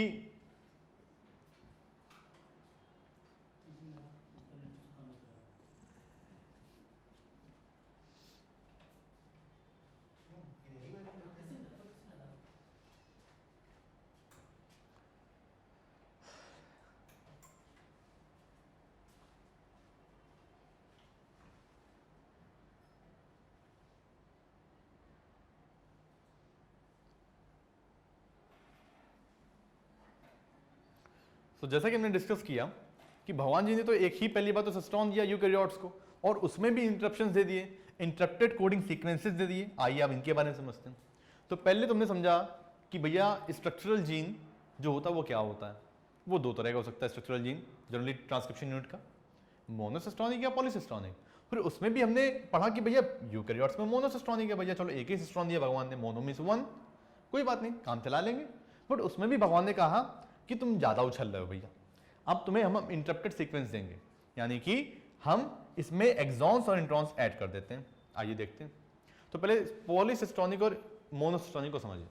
यूकैरियोटिक एमआरएनए जो बनता है उसमें सिर्फ यहाँ पे एक प्रोटीन बनेगी, क्योंकि मोनोसिस्टोनिक होता है। कैसा होता है? मोनोसिस्टोनिक, एक ही फंक्शनल सेगमेंट होता है तो एक प्रोटीन बनेगी। जबकि प्रोकैरियोटिक एमआरएनए में प्रोटीन 1, प्रोटीन 2, प्रोटीन 3, क्योंकि यहाँ पे फिर से ट्रांसलेशन, यहाँ पे फिर से ट्रांसलेशन, बार बार ट्रांसलेशन स्टार्ट हो रहा है, क्योंकि यहाँ पे बहुत सारे सिस्टॉन्स, एक cistron, second cistron, third cistron, polycistronic structural gene found in prokaryotic cell. Clear? चलिए, ये अंतर होता है। फिर प्रॉब्लम क्या थी? भगवान ने चलो एक सिस्टॉन तो दिया, वो प्रॉब्लम नहीं थी, उसमें भी इंटरप्टेड कोडिंग सीक्वेंस दे दिए, इंट्रॉन्स और एक्सॉन्स नाम के। इंट्रॉन्स जो होते थे वो नॉन कोडिंग सीक्वेंस हुआ करते थे, जबकि एक्सॉन्स आपके कोडिंग सीक्वेंस हुआ करते थे। तो भैया जो एमआरएनए बनता था, यानी प्री मैच्योर यानी कि प्री एमआरएनए बनता था 5' to 3' एंड वाला, इसमें एक्सॉन्स तो ठीक थे, इंट्रॉन्स भी आ गए जो कि काम के नहीं थे, इंट्रॉन्स काम के नहीं थे। तो अब हमें इसकी प्रोसेसिंग करनी पड़ेगी, स्प्लाइसिंग करनी पड़ेगी, और आरएनए स्प्लाइसिंग के बाद ये सारे इंट्रॉन्स हटा दिए जाएंगे, ये सारे इंट्रॉन्स हटा दिए जाएंगे और सारे एक्सॉन्स को जोड़ के फाइनल एमआरएनए बनाया जाएगा। क्लियर? तो ये हमारा फाइनल एमआरएनए बना और ये रहा उसका कोडिंग सेगमेंट जो आगे चल के अमीनो एसिड्स को जोड़ेगा। क्लियर? चलिए अब बात करते हैं टाइप्स ऑफ आरएनए और प्रोसेस ऑफ ट्रांसक्रिप्शन के बारे में। 3 तरह के बेटा मेजर आपके आरएनए होते हैं। कुछ बेसिक बातें हैं, डिस्कस करते चलते हैं और याद करते चलते हैं, क्योंकि काफी लंबा चैप्टर है, सारी चीजें कवर नहीं कर सकते। उसके लिए आप वीडियोस को देखिए, मैं बार बार आपसे कह रहा हूं पहले डिटेल में वीडियोस को देखिए जो रिकॉर्डेड वीडियो लेक्चर्स हैं, और उसके बाद प्रॉब्लम डाउट सेशन में इसको रिवीजन में समझ लीजिए। तो एमआरएनए क्या होता है? एमआरएनए को बोलते हैं मैसेंजर आरएनए, जो कि प्रोवाइड करता है template for the translation. TRNA को बोलते हैं ट्रांसफर आरएनए, ये अमीनो एसिड को ब्रिंग करता है या ट्रांसफर करता है और जेनेटिक कोड को रीड करता है। तीसरा होता है ribosomal RNA, which plays structural and catalytic role during translation. All 3 RNA are needed for synthesis of a protein in a cell. जितने भी 3 RNA होते हैं ये रिक्वायर्ड होते हैं, जरूरी होते हैं for synthesis of a protein, किसी भी सेल के अंदर प्रोटीन की सिंथेसिस के लिए जरूरी होते हैं। क्लियर? आगे देखते हैं, ये डायग्राम देखिए। ट्रांसक्रिप्शन इन प्रोकैरियोट्स, प्रोकैरियोट्स में ट्रांसक्रिप्शन कैसे होता है आइए इस बारे में भी जानकारी करते हैं। Transcription in prokaryotes, so diagram को देखिए बच्चों, यहाँ पे ये आरएनए पॉलीमरेज एंजाइम आया, सिग्मा फैक्टर बाइंड कर जाता है जिसे इनिशिएशन फैक्टर बोलते हैं, और ये आरएनए पॉलीमरेज आगे बढ़ता जाएगा और 5' to 3' डायरेक्शन में बढ़ेगा और सबसे पहले होगा इनिशिएशन, जिसकी वजह से आरएनए बनना स्टार्ट हो जाएगा। उसके बाद इलॉन्गेशन होगा जिसकी वजह से ये हमारा आरएनए इलॉन्गेट करेगा, सेकंड स्टेप इलॉन्गेशन। तो फर्स्ट स्टेप इनिशिएशन, दूसरा इलॉन्गेशन और थर्ड स्टेप टर्मिनेशन, जिसमें चेन टर्मिनेट करेगी जब हमारा स्ट्रक्चरल जीन का लास्ट पार्ट पहुंचेगा तब। और फाइनली यहाँ पे ये रो फैक्टर जुड़ जाएगा इस आरएनए पॉलीमरेज से। रो फैक्टर होता है टर्मिनेटिंग फैक्टर और वो इस एमआरएनए की चेन को टर्मिनेट करा देगा और 5' to 3' एंड ये हमें मिल जाएगी। लेकिन ट्रांसक्रिप्शन इन प्रोकैरियोट्स आपको मालूम होगा कि यहाँ पे साइटोसोल में होता है, न्यूक्लियस तो यहाँ पे होता नहीं है। इस वजह से साइमल्टेनियसली ट्रांसक्रिप्शन और ट्रांसलेशन एक साथ हो जाते हैं किसमें? प्रोकैरियोट्स में। और इसमें तो लफड़ा भी नहीं होता कोई, यानी कि इंटरप्टेड कोडिंग सीक्वेंस भी तो नहीं होते हैं। प्रोकैरियोट्स पॉलीसिस्टोनिक कंडीशन और इंटरप्टेड कोडिंग सीक्वेंस प्रेजेंट नहीं होते हैं। क्लियर? चलिए आगे देखिए। अब हम आगे डिस्कस करेंगे बच्चों रेगुलेशन ऑफ जीन एक्सप्रेशन के बारे में। जीन एक्सप्रेशन को कैसे रेगुलेट करते हैं? तो जीन एक्सप्रेशन को रेगुलेट करने के लिए जीन एक्सप्रेशन क्या होता है? जीन एक्सप्रेशन का मतलब होता है कि जीन अपने आप को एक्सप्रेस कर रहा है और कोई उसका पॉलीपेप्टाइड या प्रोटीन बन रही है। तो जीन ने अपने आप को एक्सप्रेस किया और ये पॉलीपेप्टाइड या प्रोटीन एज अ रिजल्ट हमको मिल गई और वही अपने आप को शो करेगी as a phenotypic expression. So gene regulation एक ऐसी मैकेनिज्म होती है जिसके थ्रू जब जरूरत हो जीन स्विच ऑफ हो जाए, जब जरूरत हो स्विच ऑफ ऑन हो जाए। मींस एक रेगुलेटरी मैकेनिज्म के थ्रू जीन स्विच ऑफ या स्विच ऑन हो सकते हैं ऑन द डिमांड, है ना। So gene regulation is a mechanism of switching off and switching on of the gene depending upon the requirement of the cell and the stage of development and the regulation of gene expression में occur at various level. ये बात भी बहुत important है बच्चों। Gene का जो regulation होता है वो अलग अलग लेवल पे कर सकते हैं कि जीन किस लेवल पे अपने आप को एक्सप्रेस कर रहा है। प्रोकैरियोट्स पे अलग लेवल पे हो सकता है और यूकैरियोट्स पे अलग लेवल पे हो सकता है। आइए पहले डिस्कस करते हैं यूकैरियोट्स, क्योंकि हम लोग तो यूकैरियोट्स हैं ना, तो पहले अपने बारे में बात करते हैं, बाकी लोगों के बारे में तो बाद में होती रहेगी बात, है ना। चलिए जी। सो पहले डिस्कस करेंगे बच्चों in eukaryotes how actually gene regulation takes place. So it takes place in the following levels. First of all it takes place at the transcriptional level. Transcriptional level पे आप रोक सकते हैं जीन को अपने आप को शो करने से. मींस जब प्राइमरी ट्रांसक्रिप्ट बन रहा था, एचएनआरएनए बन रहा था, उस समय पे रोक सकते हैं, अपने आप को एक्सप्रेस नहीं कर पाएगा वो. फिर प्रोसेसिंग लेवल, क्योंकि हम लोगों में यूकैरियोट्स में तो मोनोसिस्टोनिक होता है एमआरएनए और उसमें तो इंटरप्टेड कोडिंग सीक्वेंस होते हैं. तो जब उसकी प्रोसेसिंग की जाती है तो स्प्लाइसिंग के टाइम पे हम उसको रोक सकते हैं ताकि वो अपने आप को शो ना कर पाए, एक्सप्रेस ना कर पाए, यानी फाइनली मैच्योर एमआरएनए ना बन पाए. फिर ट्रांसपोर्ट के टाइम पे, यानी जब एमआरएनए ट्रांसपोर्ट हो रहा होता है न्यूक्लियस से साइटोप्लाज्म में, तब उसको वहां पे रोक सकते हैं. और ट्रांसलेशनल लेवल पे भी रोक सकते हैं कि जब ट्रांसलेशन हो रहा था तो प्रोकैरियोट्स में उस कंडीशन में क्या किया हमने, जीन मतलब रोक सकते हैं. क्योंकि प्रोकैरियोट्स में तो क्या होता है, gene expression is controlling the rate of initiation of transcription. ये पॉइंट होता है इंपॉर्टेंट. ठीक है, एक बात इंपॉर्टेंट है बच्चों, आप जानते हैं कि प्रोकैरियोट्स के केस में ट्रांसक्रिप्शन ट्रांसलेशन साइमल्टेनियस प्रोसेस होता है. तो ट्रांसक्रिप्शन का इनिशिएशन पॉइंट ही वो पॉइंट होता है जहां पे उसको आप रोक पाएंगे तो ठीक है, अदरवाइज ट्रांसलेशन होना स्टार्ट हो जाएगा. Means in prokaryotes control of the transcriptional rate of initiation is the predominant site for the control of gene expression. क्योंकि प्रोकैरियोट्स में 3' to 5' वाले इस टेम्पलेट इस टेम्पलेट स्टैंड पे 5' to 3' ये आपका एमआरएनए बन रहा होता है. और जैसे एमआरएनए बनता है वैसे ही वहां पे ट्रांसलेशन भी, यानी ट्रांसक्रिप्शन तो हो रहा है, ट्रांसक्रिप्शन पूरा भी नहीं हुआ था कि ट्रांसलेशन स्टार्ट हो जाता है. मींस यहाँ पे पॉलीपेप्टाइड बनने लगती है. तो इनिशिएशन प्रोसेस पे ही आपको रोकना पड़ेगा ताकि एमआरएनए बन ना पाए. अगर एमआरएनए बनने लगा, थोड़ा बहुत भी बन गया, तो ट्रांसलेशन भी स्टार्ट हो जाएगा और जीन एक्सप्रेशन स्टार्ट हो जाएगा. तो जीन एक्सप्रेशन को रोकने के लिए इनिशिएशन पॉइंट पे ही आपको रोकना पड़ेगा प्रोकैरियोट्स के केस में. इंपॉर्टेंट पॉइंट है. अब बात करेंगे बच्चों लैक ओपरॉन के बारे में, जिसको सबसे पहले Francis Jacob at Jackie Monod ने 1961 में प्रपोज किया था. और ये कॉन्सेप्ट था ट्रांसक्रिप्शनली रेगुलेटेड सिस्टम के बारे में, जहां पे हमें ये देखना था, इन्होंने बताया था कि किस तरह से एक पॉलीसिस्टोनिक मींस प्रोकैरियोट्स में पाया जाएगा, पी से पॉली प्रोकैरियोट्स. सो किस तरह से पॉलीसिस्टोनिक स्ट्रक्चरल जीन रेगुलेट होता है by a common promoter and regulatory gene के थ्रू. क्लियर. आइए केस 1 के बारे में डिस्कस करते हैं. केस 1, जब लैक्टोज एब्सेंट होती है लैक ओपरॉन में.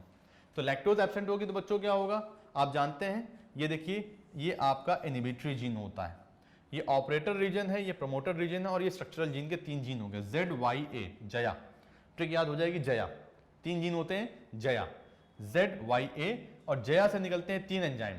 एंजाइम का नाम क्या होता है, BPT. मींस इससे निकलेगा बीटा गैलेक्टोसाइडेज, Y से निकलेगा परमीज, और A जीन से निकलेगा ट्रांसएस्टाइलेज. ये बात याद कर लीजिएगा, जया BPT. क्लियर. सो सबसे पहले ये इनहिबिटरी जीन रिप्रेसर एमआरएनए बनाता था, और ये रिप्रेसर एमआरएनए जाके बाइंड करता था ऑपरेटर से, ताकि यहाँ पे ट्रांसक्रिप्शन हो ना सके. जब ट्रांसक्रिप्शन नहीं होगा तो आगे ट्रांसलेशन भी नहीं होगा. क्लियर. सो ये जो रिप्रेसर था ये बाइंड कर जाएगा जाके ऑपरेटर से, ओरिजिन से, जिसकी वजह से क्या हो जाएगा, आरएनए पॉलीमरेज यहाँ पे ट्रांसक्रिप्शन नहीं कर पाएगा. और जया से ये एंजाइम बन नहीं पाएंगे, बीटा गैलेक्टोसाइडेज, परमीएज, ट्रांसलेज बन नहीं पाएंगे. और इस वजह से क्या होगा कि हमारा लैक ओपरॉन, ये जो पूरा ओपरॉन सिस्टम था, ये इनएक्टिव रहेगा, क्लोज रहेगा. क्लियर. और ये कब हो रहा था, in the absence of inducer. अभी ये हो रहा है. तो क्या हुआ, लैक्टोज एब्सेंट होगी तो आई जीन रेगुलेट करेगा पूरे सिस्टम को, ये आई जीन पूरे सिस्टम को रेगुलेट करेगा, और वो रिप्रेसर को बनाएगा, जिसकी वजह से क्या होगा, ये रिप्रेसर इस ऑपरेटर से बाइंड कर जाएगा और इनहिबिट कर देगा, ट्रांसक्रिप्शन को ब्लॉक कर देगा.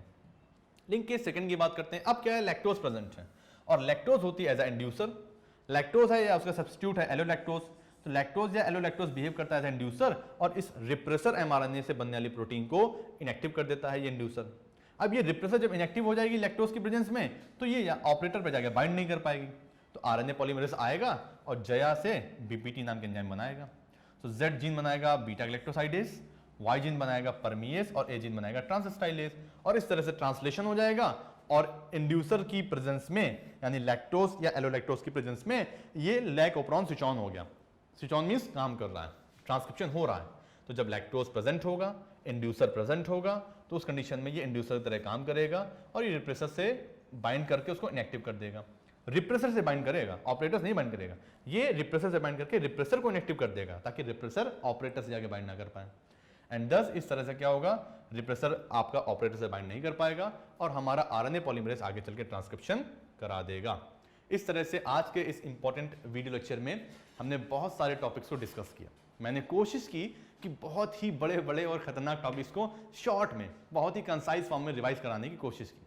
आई होप जिन बच्चों ने बहुत ही अच्छे से वीडियो लेक्चर्स को देखा होगा 100% उनको ये सारी बातें समझ में आई होंगी।